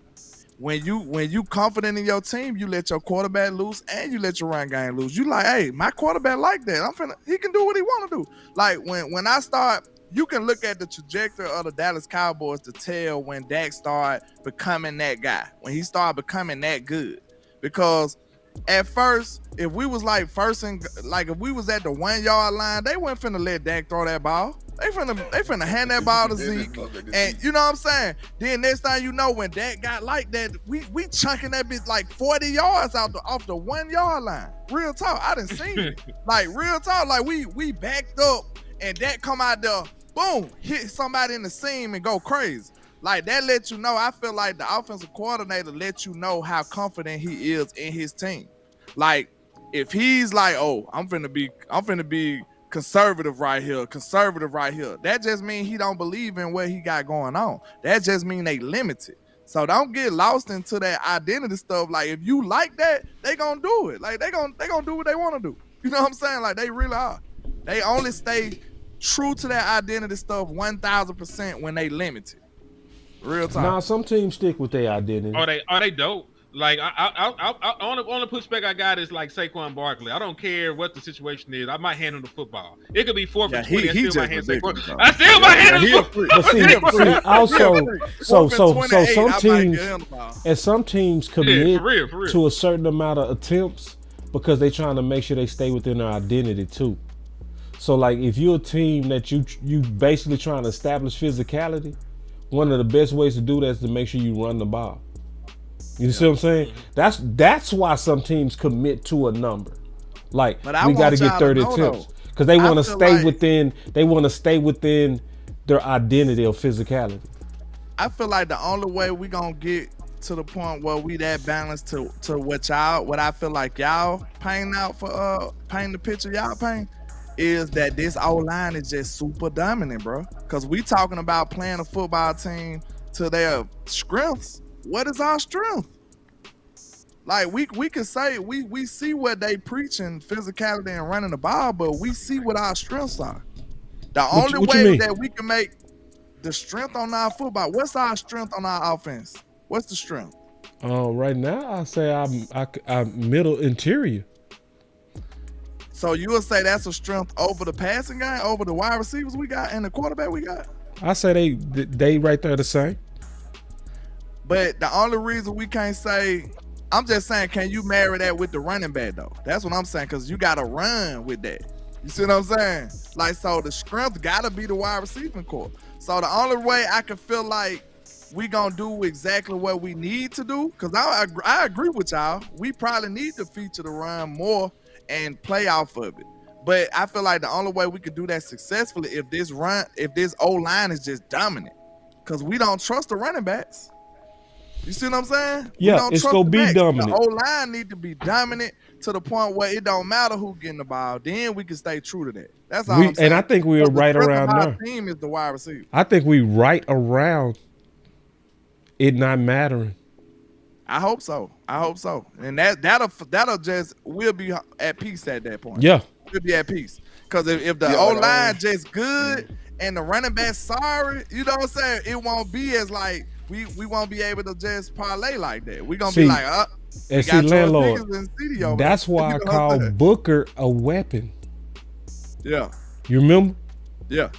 I still mean that. Because Zach Martin was a weapon. Lyle Collins at guard was a weapon. He was a weapon. That old line was so gangster. It was a weapon. McFadden, I ain't gonna never forget knock-kneed old ass McFadden. Do y'all remember Dak sitting back there making sandwiches before he throw the ball? Man, we need that again. Yeah. You know what I'm saying? Yeah. Dak wasn't even, bro, Dak wasn't as dope as he is now back then. Dak was sitting back there like, let me see. You know how you get him like that? I think I can throw the ball over there. Let me see. Boom. I did it. Like he had time back there. You know how you get that much time? Make that deep tackle lay down a couple times. I bet he's stuck on. Yeah, you right. I'm with you on that. Make his lay down, look up. You know how they doing that make your quarterback way better. That make Yeah. your quarterback so much better if he got time, because that's what you see out of Jalen Hurts. I'm sorry. Yeah, I was about to say that. Jalen Hurts just that be man sitting back there doing whatever he He want be to do. chilling. Then That boy, he can he throw run. straight. So he just take his time and just find somebody. Like it's crazy, bro. He I'm throw not straight gonna lie. scramble drills. Straight scramble drills. Nothing in the middle of them. That's what I be telling people. When you play them, send a DB or somebody at that boy, man, because he ain't scared of your defensive lineman at all. He know he can outrun him. He know he sit back there comfortable, like, yeah, let me see. Defensive lineman. I'm talking about even people like Micah. Real talk. He nimble. He nimble. He just gonna wiggle on Micah one time and he gone. So he just sitting back there comfortable. The one person I seen bother him was the Chiefs. And I think Baltimore did a few times too when they was sending DBs. That was giving Jalen Hurts hell right there. No lie. Yeah, sending them DBs out. Micah spy. Micah spy. I bet Micah get his there. The thing about it though, Micah ain't nimble enough for Hurts. Real talk. Micah fast, straight line, but Hurts just do a little. He wiggle don't break and down. Micah He don't break down well. Hurts do a little wiggle, bro. It's over for Micah. You need somebody who can match his athleticism. Over Real sure. talk. You need somebody like that or one of these DBs or somebody like that. Send a DB every now and then. I ain't saying all the time, but just send a DB at him every had him in the game in Dallas. He just couldn't get the tackle. That's what I'm talking about. That's what I'm trying to fight against. You see what I'm saying? I'm trying to fight against Hurts doing his little wiggle, and now you missed the tackle. A DB gonna be on him. He's very strong. He's a very strong quarterback. You know, when I play, you know how you stop dual threat quarterbacks? Interior pressure. That's true. How they can't mess with that. They can't mess with that. Yeah. The thing about that, you supposed to that pressure in the face. You're supposed to make him escape out the C gap. Make him escape laterally. You can go get his ass. If you make him escape out the B gap, that's why I be yelling on my damn screen with Dan Quinn and all. You know, when we just rush like with no integrity and we just going out there flat out. I used to hate that. Like maintain your gap when you're going down there. Press the pocket because he ain't a good quarterback. Like you know what I'm saying, like in the pocket. And that's how you maintain it. There's ways to stop dual threat quarterbacks, but when we gonna finally have discipline to tell these guys that's to a break great down point. and press the That's a pocket. great point. You want me to tell you? You want me to tell you the old school way to do it? How? Decapitate him. The moment he break the pocket, you have one of your linebackers down the depth chart, blow his ass up. It doesn't matter if it's a penalty or not. Blow his ass up. Start a fight because you know they gonna clear the bench because you done knocked the quarterback out. He ain't gonna get his ass back up and do it again. You know that's 90s football. You know we can't do that. No, we can't do that now. But you know that's 90s football. That's why they don't have all these. For real, that's why they don't have all these gaudy rushing numbers for back in the gap. If you go back and look at the rushing numbers back then, they were running quarterbacks then. They were gonna die. They gonna lay them out like that. They gonna lay them out. But I love that though, like you said, man. One thing I hate about it is like we just talking about the pass rush. Like Jalen Hurts, I'm just using him as an example. He don't care about that outside pass rush like that. That's why when Michael rushed from the interior, it was so effective. Like when Michael rushed from the interior, they looking like, oh my God, what? Because it's like, right now. Like, what is it's going right now. on here? Like, you know what I'm saying? But I was about to ask Lou, do we have that as a defensive line? But we don't. But we do send Michael. We deploy Michael from the inside at times too. And I hope Eberflus keep that up. You know what I'm saying? Because we need that interior push to the point where it's nothing you can do. Because if Michael beat your center real quick, it's like the quarterback is doomed. It's over. It's over. Now he can get any quarterback like that if he rushes from the interior. I was much more speaking off of him coming on the outside. Like if outside pressure ain't nothing to a real quarterback, especially a mobile quarterback. They sitting up there, they just gonna step up in the pocket like you supposed to do and make the play. You see what I'm saying? Yeah. So yeah. Outside pressure ain't even nothing to Dak Prescott. When he was healthy, he had 9 runs over 10 yards in 2023. Yeah. At his age, with his lower body injuries, he had 9 runs of 10 yards. Josh Allen last year only had 17, and he ran the ball 2 times as much as he did that year. So let me be specific with it real quick, because I don't want to mislead people. Left tackle pressure is a problem sometimes because he can't see it. Yeah. But if he's stepping up in the pocket, he good. But go ahead. I'm sorry. Yeah. No, you're fine. I know you're trying to reiterate. I'm just saying, like, any quarterback with a semblance of athleticism, if you allow them to step into up in the pocket, they can evade, they can hurt you. And I'm not trying to dog Dak. I'm just saying, like, he's not the runner that he used to be, and he can still hurt you like that with big gains and touchdowns and stuff like that. You know? So a guy like Jalen Hurts, he damn sure gonna kill you. That's a superpower. He's one of the best runners I've seen in my lifetime. Yeah, I mean, and the best way to stop Hurts, I'm telling you, is interior pressure, because you don't have to get there. Funny enough, the main weakness with these running quarterbacks is their eyes. They abort their assignments so quick. All we want him to do is to look down on them eyes, like, you know what I'm saying? To like make him not looking across the middle at age and everything like that. That buys our back end time. That's the main thing we're trying to do. Now, and then maintain your rush lanes and squeeze the pocket. You got to squeeze him, you know what I'm saying, like a constrictor boa, like a snake. That's how you stop Jalen Hurts. All right, man. I thank y'all for the lesson on Jalen Hurts. Hey, we just talking about pressure. You know how that conversation build. Yeah. Thank y'all for teaching us. Speaking of pass rush, getting back to Brian. Now boss wanna be mean. I'm gonna have to call you out. Cause look, I'm just finna mess with him real quick. You see, I was one of the people that's saying Sam looking like I believe in Sam. I see Sam. I'm not sleep on Sam. Did you see that boy get off matching up with Michael Parsons? I ain't finna give you no credit, bro. You ain't give me no credit on Spain. Why would I give you? I'm gonna play it like you. No, I ain't see it. I ain't hear it. I don't know nothing about it. I ain't do that though. Look, all I'm saying is, if I was boss, I'd be looking for credit right now. I'm just, you know what I'm saying? No, I say this. Bars is sleeping on Sam. They is. I'm telling you. See, and people sleeping on that edge room. Our edge room is great. The second best room, in my opinion.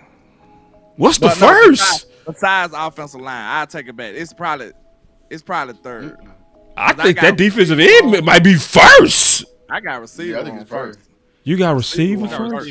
Yes. You got more top players at receiver. CeeDee Receiver Lamb is room. like What the about third corner? best receiver in the league. Jordan Corner Pickens is hurts, like a so top I 25. ain't even counting them right now. I Corner say healthy? receiver room. Linebacker? I say offensive Hell line. no. I say receiver room, offensive line, and then the edge room. It's close with the it's close now. When corner is healthy, when corner healthy is one of your top rooms. But we can't say corner underrated. Dante Fowler, Sam Williams. Yeah. Forgetting Marshawn Nealon. Yes. You know, going into year 2. No. There's a Raku, and then when Micah, They don't have the production. And Micah. Micah come tap them guys on the shoulder and say, "Hey, let me get this right." Micah cool. No, I'm just talking about listing the people out. You can name those 2 people. I'm just saying, when you going down the list like they like Easy ain't played a snap in the NFL yet. You can't name Nealon or Easy. And then Sam Williams ain't ever had more than 4 sacks in the season. Yeah. Oh nah, we ain't gonna do that to Sam. We ain't gonna do that to Sam. We ain't gonna do that to Sam. We know Sam had them old itty bitty ass snaps. That boy hardly touched him. They had that boy playing Gunner, bro. We ain't gonna do that. Okay, look. You know why? You know why? Don't hold on.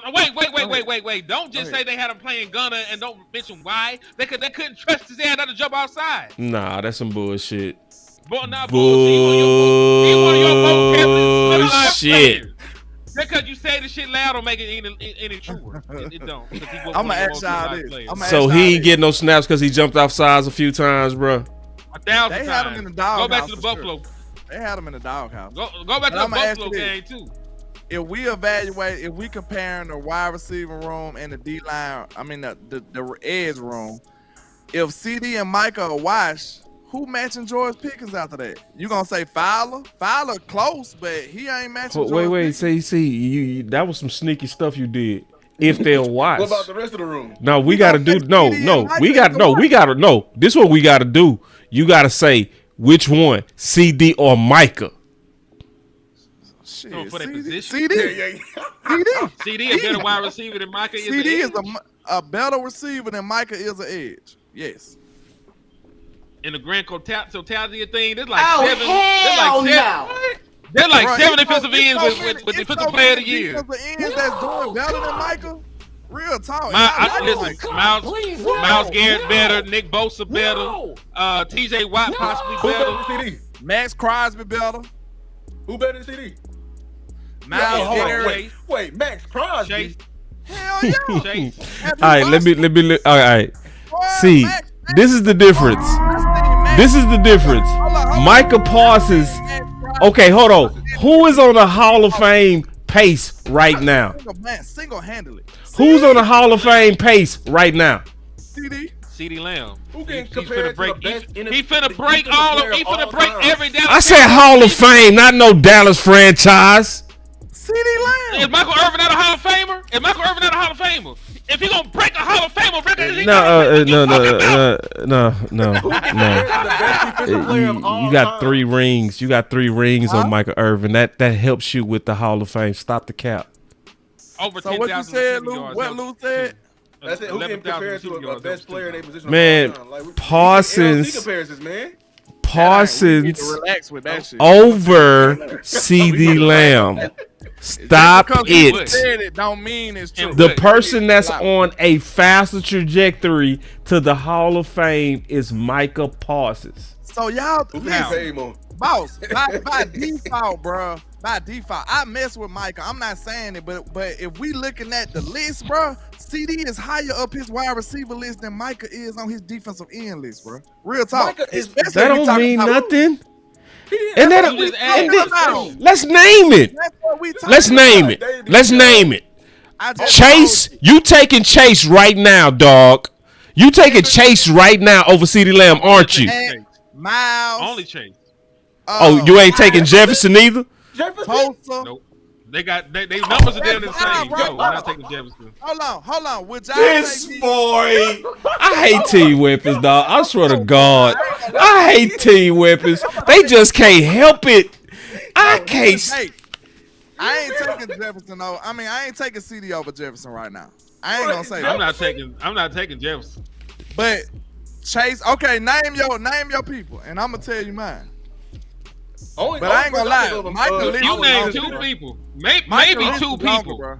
Either we give you Justin Jefferson, that's 2 people. Only Myles Garrett. It's only Myles Garrett. Insane. Have you seen the boy Henderson from the Bengals? His production way better. Max Crosby. No, it's not. No, it's not. It is better. No, it's not. Micah is on a much faster trajectory than him, dog. He's a dog, though. We ain't talking about for their entire career. We talking about right this. You got to, because you have to look at it like that. You can't just add up all the stats. Saxon ain't been playing way longer. You can't do it like that. You got to look at who is at a faster trajectory.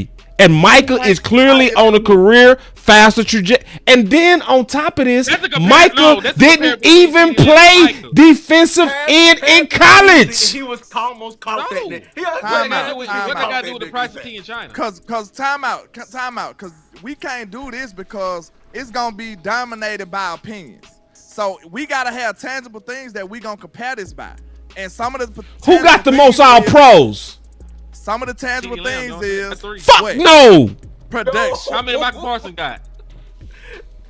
Who was defensive rookie of the year? CeeDee Lamb? Was he offensive? Nah, not CeeDee Lamb. Oh, I know. I know. No. But Michael was. Wasn't that Jefferson? Michael got CD 3. was the They got the third same number of all pros. CeeDee Lamb And the got tiebreaker is 3. the defensive Michael player of the Parsons year. No, it ain't. No. And Micah got it in less time. Time out. So you taking Micah over Myles Garrett? No, I'm taking Micah over CeeDee Lamb. Let me go through my list. You taking Micah over Myles Garrett? I said I'm taking Micah over CeeDee Lamb. Can I go through my list? Because that's the point.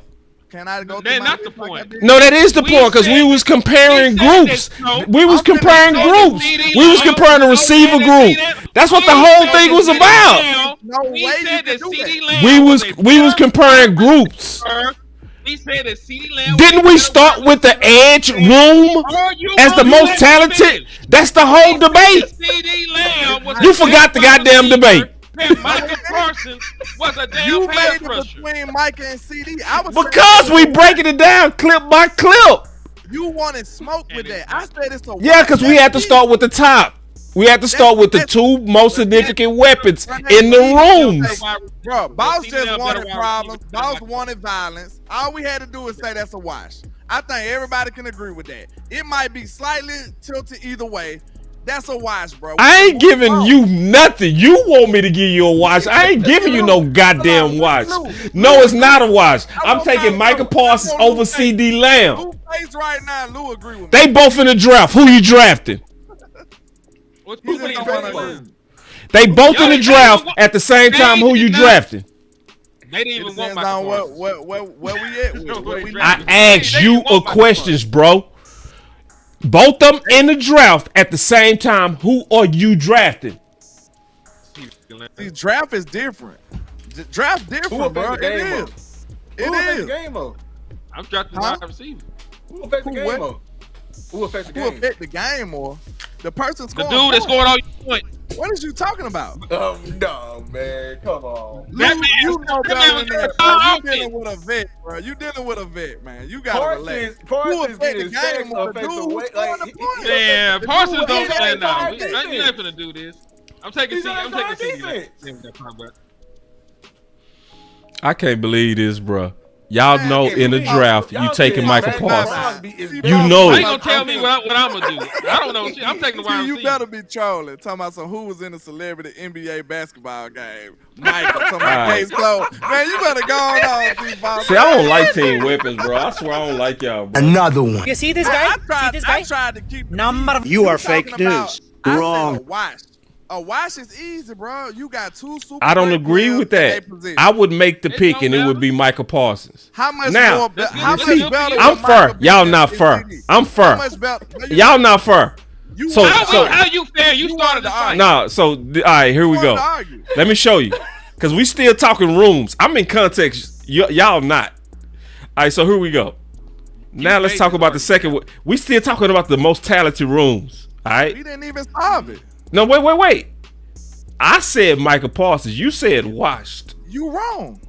That's what you are. You're wrong. No, all right. I can listen. name 5 defensive ends that's better and got better. That's not protection than even. Michael Parsons. That's not even the I context, bro. can't That's name 5 receivers. and better you than wrong CD. on that. You Name wrong as 5 hell. better than CD. Name 5. You so goddamn wrong. Name 5. There's like receivers 99 better than defensive CD Lamb. ends with Man, I'm not taking none of them over. I'm not taking none of them, but maybe Myles Garrett over Micah. Maybe Miles. So you're not taking TJ Watt. Fuck You no. ain't taking. You ain't taking. No. You ain't taking TJ. You smoking crack. No, I'm not. Bro, these dudes been playing their position for a long time. Micah's still new to the position. Y'all, the upside on Micah is way bigger. What the? You talking about about upside and everything, They win the defensive player of the year. Upside right now. and production. It's both. They already doing what you want Michael Parsons to do. Michael would have got defensive player of the year last year if he didn't get hurt. How you gonna get defensive player of the year? The worst defensive Man, he still got 10. Didn't he get 10 sacks and missed 6 games? On the worst defense in the league, you're not getting defensive player of the year. You is tripping, bro. Ain't no way we would have got no damn defensive player. Man, he would have got defensive player of the year, man. That whole D was turned up when Michael was here. I can't believe y'all. I can't team weapons. Y'all just it's no ethics with y'all. Y'all have no ethics. Hold on. You ain't got no hit. All right, let's go to can we go to receiver 2? No, because you losing and you want to change it now. No. I'm trying to keep it about the context of the best room. No. You said so Pickens. I'm trying to help y'all with y'all weak ass argument. So who is the defensive end equivalent? Who's the defensive end equivalent to Pickens? And Michael Parsons was here. Talk about turned up. Fowler. We don't have one. Fowler. We don't have Fowler one. got 10 sacks. He got 10 sacks. I mean, that's the closest thing. He close, but he's not what Pickens is to the receivers. He's not. Why he not? That's the only thing we got to compare. Why he not? That's actually a good one, Lou. You didn't try to, but you put us back in the fight. See, I was finna give him that, but actually, Lou, you put us back in this fight. Good job. Because guess what? Fowler is comparable to Pickens. That's true. You right on that. Because when you give him the proper round of snaps, that's a 10-sack guy, bruh. That's equivalent. Look, I said that to begin with. So, I said Fowler. because we I still. said that's the closest thing y'all got. All right, so now you just killed yourself. You just shot yourself in the head. You want to see somebody that shot themselves in the head? This guy just shot himself in the head. Because guess what? From here on, it's all downhill for us. It's uphill for y'all. It's downhill for us. Who wide receiver 3? Right. See, once you start talking wide receiver 3 and 4, it's all defensive ends now, bro. Who the question mark? Jalen Tolbert led your team in touchdowns. And touchdowns. Oh. Had more than 600 yards. What your other defensive ends done did for you? You talking about what Sam Williams did. If you talk Sam about Williams stats, gave you 4 sacks. And I like Sam, but I'm just saying, if you talk about production, what have they done? All right. We finna have us a keep it real test. No, hold on. Let's have us a keep it real test. Sam Williams don't get injured. Who you drafted? Him or Tolbert? Watch this. Sam Williams was a second-round pick. He ain't did nothing. What's the difference? Man, that ain't no good way to do it, bro. I'm just. Oh my God. So you see how these boys don't answer question? Sam Williams ain't getting hurt. Who you drafted? Tolbert? Bro, we can't answer a simple ass question. No, because why are you trying to rewrite history to make a point about something? When you go back to the draft, you erasing with everything they done. That's stupid. No, it's not. Can't do that. No, you can't. You listen. Giving them a clean slate, bro. Okay, cause see what you're doing. You hurting Sam Williams because of the injury. Sam Williams he got injured. Okay, listen, cause we talking about now a healthy Sam Williams. All right, so I put it like this. I'm picking Sam Williams again over Tolbert all day. I mean, that's fine. That's cool, but he ain't done nothing. He's done absolutely nothing. He don't get the snaps. That's where you being fake, Henny. You being fake as hell. I ain't being fake. When the man plays, he do okay from time to time, but the man got 4 sacks. I'm supposed to write home about that. All right. The man got 4 wide receiver 4, Mingo, or you taking Donovan? Off the talent, it's gonna be Donovan. I like what I said. That's not a wash. But Jonathan, a wash. A rookie and somebody who never done nothing. I'm finna end the show, bro. This is some bullshit. You got us all off track. We had like 50,000 notes, and we up here arguing about this. Why you do this? Cause I'm trying to show y'all that defensive end is the best room. It's the best room, not receiver. Can we get back to the topic, man? Nah, we finna end the show, man. We done messed up. This was so crazy. Listen, you can go back and find me numerous amount of times saying that after receiver, I'm super excited about the defensive end room. So it's right there. I'm just saying, defensive end it's right room is better, dog. That's why I told you after Pickens, it's over for y'all. Y'all ran out of bullets after Pickens. We still got plenty of bullets left. We still got plenty left. Okay, based so on what? potential. We got Turpin too. What you gonna say about Turpin? Kneeling. And if you talk about talent, if you Going talk into about year Kneeling 2. don't play. Kneeling going into year 2. Neely gonna play. He didn't play. bro, You're receivers, doing a So y'all gonna pick a receiver that's 80 years old over a guy going into year 2 with major upside, a second rounder. Who's 80? What about Jalen Brooks, Flournoy? Who you got for all them? Oh, my God. You mentioned him? I received him. Bro, I done heard y'all say good things about Flournoy. Now y'all want to Y'all when? What you heard me say? We gonna be honest. We gotta be honest. When? You heard me pumping up You heard me pumping up Flournoy. That's what you said? I know for a fact. Flournoy had a lot of people in the chokehold for a minute. Not me. No, you debate me. Don't let me find out it went. Let me find out. It wasn't me. Cool when they do it. It's a Them boy gotta go out. up That's so how good. you go out. He sounded like Sammy. It wasn't me. Hold on. So you never hyped up Jalen Brooks either, have you? I know on Jalen Brooks too. Oh, hell no. You too, Lou. Jalen Brooks and Flournoy. We've been doing content for 2 years. When have you ever heard me say one thing about them? I don't know about that, bro. I ain't never been on with Jalen Brooks. That's What, like, we've been doing content for 2 years. You can't remember me saying one thing good. This is off the rails. Can we get back to football? My boy Can we said, get back to real hold football, up. man? Nah, I'm finna end the show, man. Y'all I'd rather have fucking up. Jalen Moreno softball over Jalen Brooks. Nah, I ain't finna go through all them stats. You messed it up. You had all day to get your stats in, and I was trying to get y'all back on track. I was trying to get y'all back. I said I gave y'all the clue. I said I'm so glad we talked about Hurts. Can we talk about Bryant? And then what y'all want to talk? So I just said, fuck it. I'm gonna make it like a barbershop now. So we in barbershop mode. That's what we doing.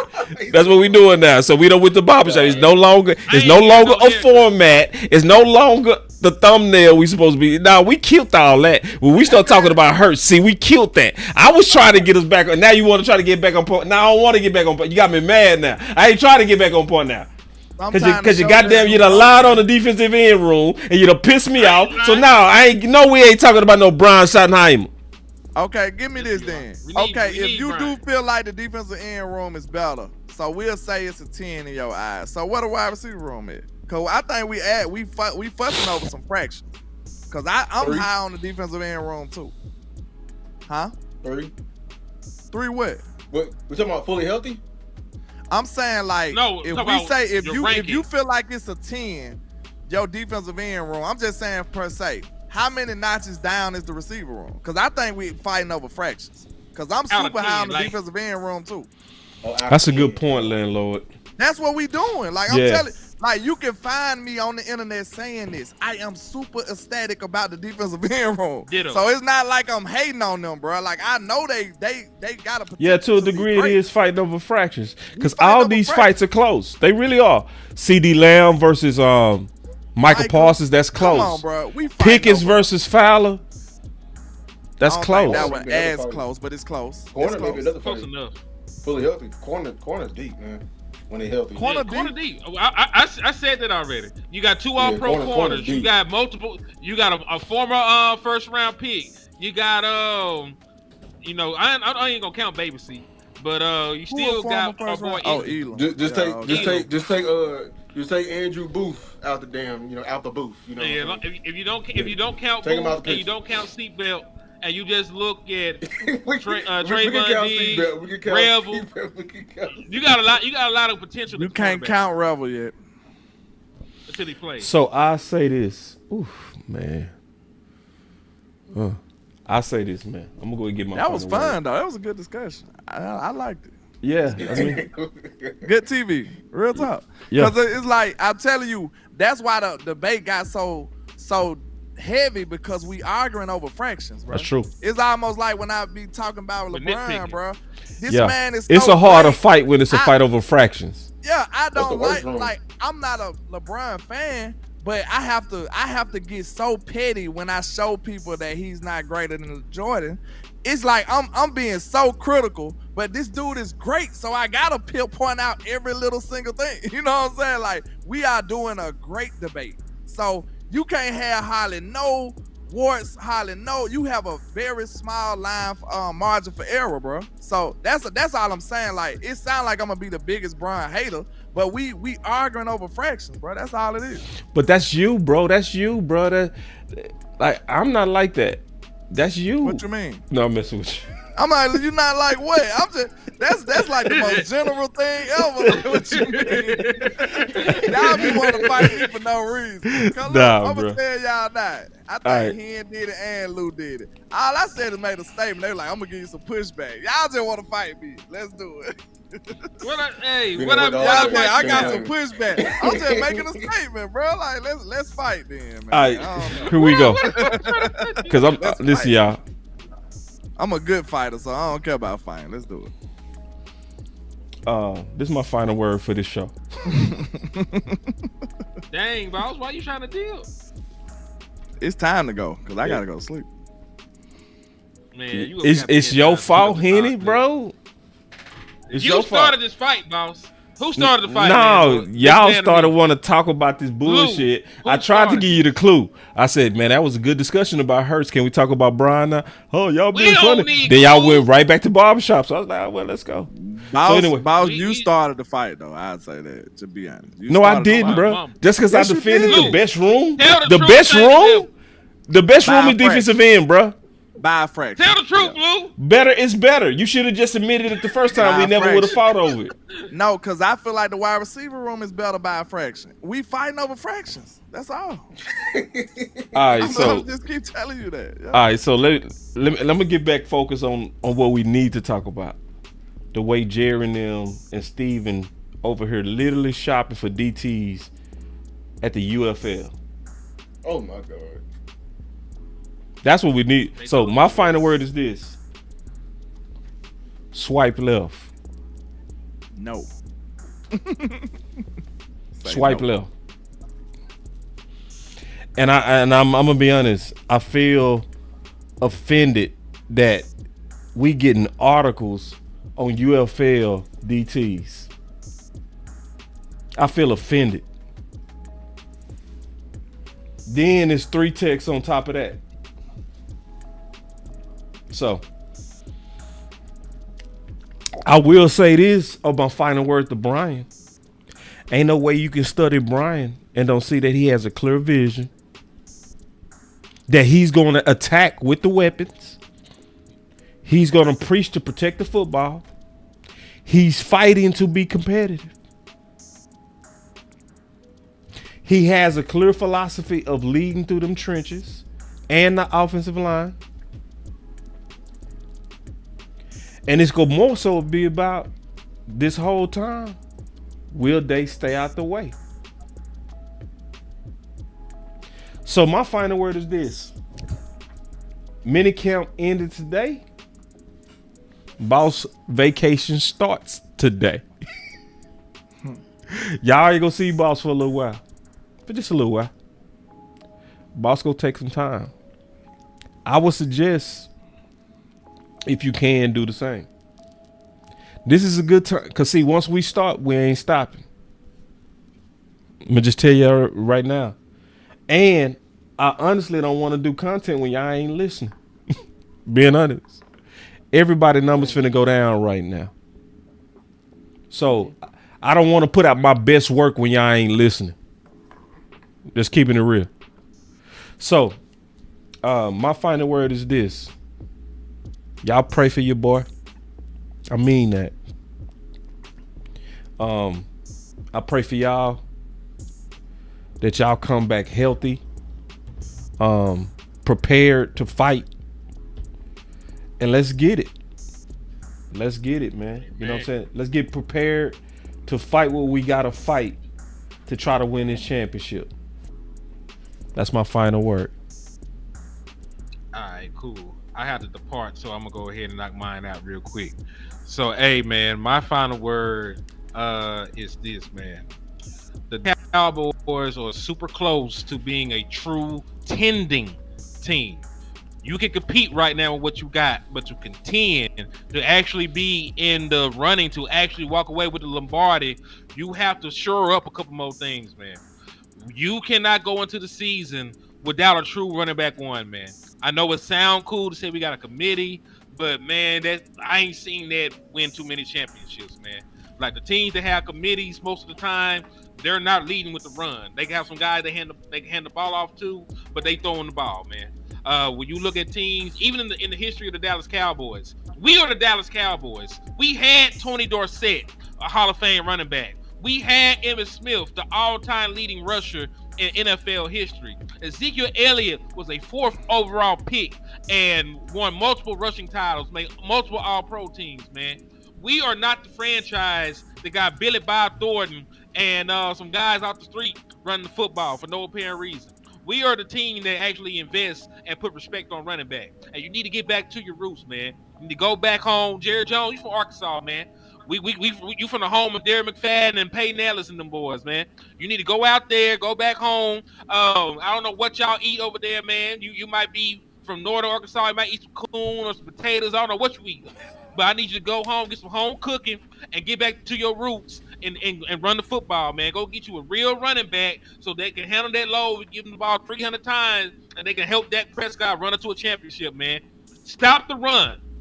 We need to stop the run, man. Shout out to Mr. Tony Castillas, man. He came on the show, did an interview with us back in the Gap, man. You had real investments in defensive tackle back in the Gap when you were winning championships, man. Facts. Nobody was running against the Dallas Cowboys in the 90s. Nope. You ain't have no game where they gave up 273 yards on the ground in no playoff game, man. Go get your mind right, man. Get your mind right, get your grind right, because that's how we won football games, man. So until you fix that, until you get a real one tech and put some respect on it, until you get your running back, not no Jaden Blue who couldn't start in college, not no Phil Moffitt with a fucked up ass shoulder, not no Javonte Williams with a knee made off of prayers, good thoughts, and get well wishes, not no damn Miles Sanders who had 55 carries last year and was a gadget guy. You were a $10 million gadget guy, man. You was a failure. So I don't need you on my team. I want winners around me right now, man. So don't talk to me about none of you guys, man.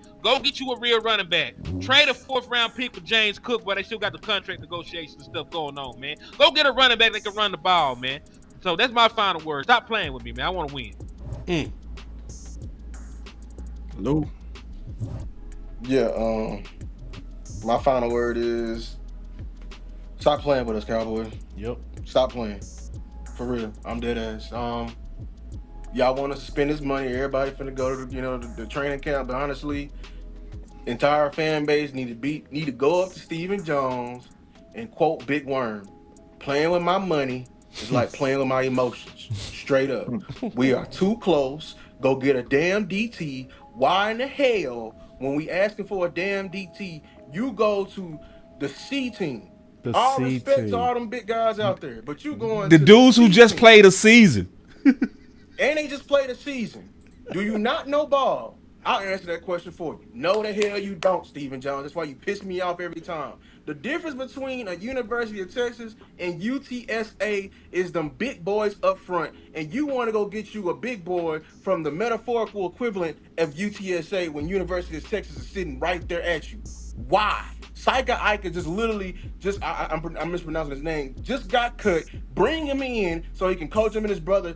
Bring in the bodies, but you it's like you playing with us. You know we ain't gonna accept this, but you still do it. This is why I hate the football you, not just you, the football you. Yeah. You be playing with our emotions and you only want to move when them dollar move. I hate that these are the people who are leading my football team. That's right. Leading my football team, and they want to look up there and look goofy eating a damn steak from that damn press box. Be pissing me off when we looking goofy. We still can't stop the run because we're running. Aaron Whitecotton had 5 damn interviews saying he wants high effort, he gonna have rotation and everything like that. But this is why y'all doing it.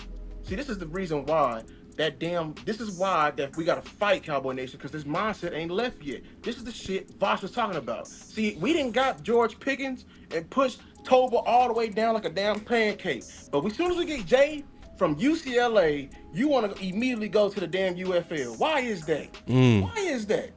You want to prop up another lie. This is why we fight y'all so hard, Cowboy Nation, when y'all come up here and be filling us up with lies, coming up under my work that I took time to edit this motherfucker, to take time to clip up this shit and tell you the truth about these players, and you tell me, nah, he ain't like that. When I'm showing you him ain't like that, and you still telling me this is what we get. That's my final word. Wake up, Cowboys. Wake up, Cowboy Nation, or we gonna be right back here when the playoffs start, November. Yeah, go on in and plan for Cowboy, because we gonna be right there with them. Because y'all ain't gonna get serious. That's my final word. Thanks. And my final word, I think I usually say this every off season. Don't forget the off season, in season. You know what I'm saying? Like, we get so enthralled by some of the moves that we make and then forget some of the voids we still got on this football team. Like, don't forget it, bro. Like, don't forget that Steve and them up here going to the UFL trying to get a defensive tackle. Don't forget this. Don't forget they trying to do running back by committee in the offseason. Because soon as the season start and these positions start screwing us over and we start losing games because of it, we totally forgot how they neglected this stuff in the offseason. So you build a championship team in the offseason. That's the way it's done. That's how we should do it. And we got to put pressure on these boys to make the right moves, man. I'm sick of losing. I want to win. I'm a winner. I don't know about y'all. I feel like I'm a winner. I've won in a lot of different other aspects in life, and I want to keep doing it, especially with my football team. I wear this star with pride. I can't speak on nobody else. I still have my head high. I still argue with everybody. Quick story. No lie. The other day, I'm new to the department that I'm at work, so I don't know every big supervisor and big manager in here. So I'm going to say that. But I walked in the office, and the dude, I got on a Cowboy shirt because I always be Cowboy down. He like, why you got on that Cowboy shirt? You trying to get in the supervisor good graces? Because we got another supervisor that's a Cowboy fan. So he like, you trying to get in his good graces? I'm like, nah, I'm a true Cowboy fan. So I'm up here janking this dude like he a Bengals fan. I'm like, y'all ain't never did that. I'm going hard like barbershop talk. And this the biggest boss almost in the company. I ain't even know. I'm up here going at his throat. That's how we is about the Cowboy, bro. I'm on my life. I'm like, bro, y'all ain't did nothing. Y'all ain't never won that. I'm in here going at him, bro. No lie. And I ain't know who he was yet. You know what I'm saying? Like, I went at him like he was a normal employee. That's how we is about boy, these Cowboys, tripping. man. I stay, bro, listen, no lie. I wear this stuff with pride. This stuff really for real about me, bro. Anybody that know me, they know how I'm coming about the Cowboy, bro. So I feel like this organization need to get that pride back. We need to make sure we going hard about this, man. Make sure we do the right moves. Like Boss said, we close. We got to execute, bro. When we don't squander this opportunity. We feel like we close. We done built a decent team. Let's go make it a great team. Let's make it a championship team and get these rings. That's my final word.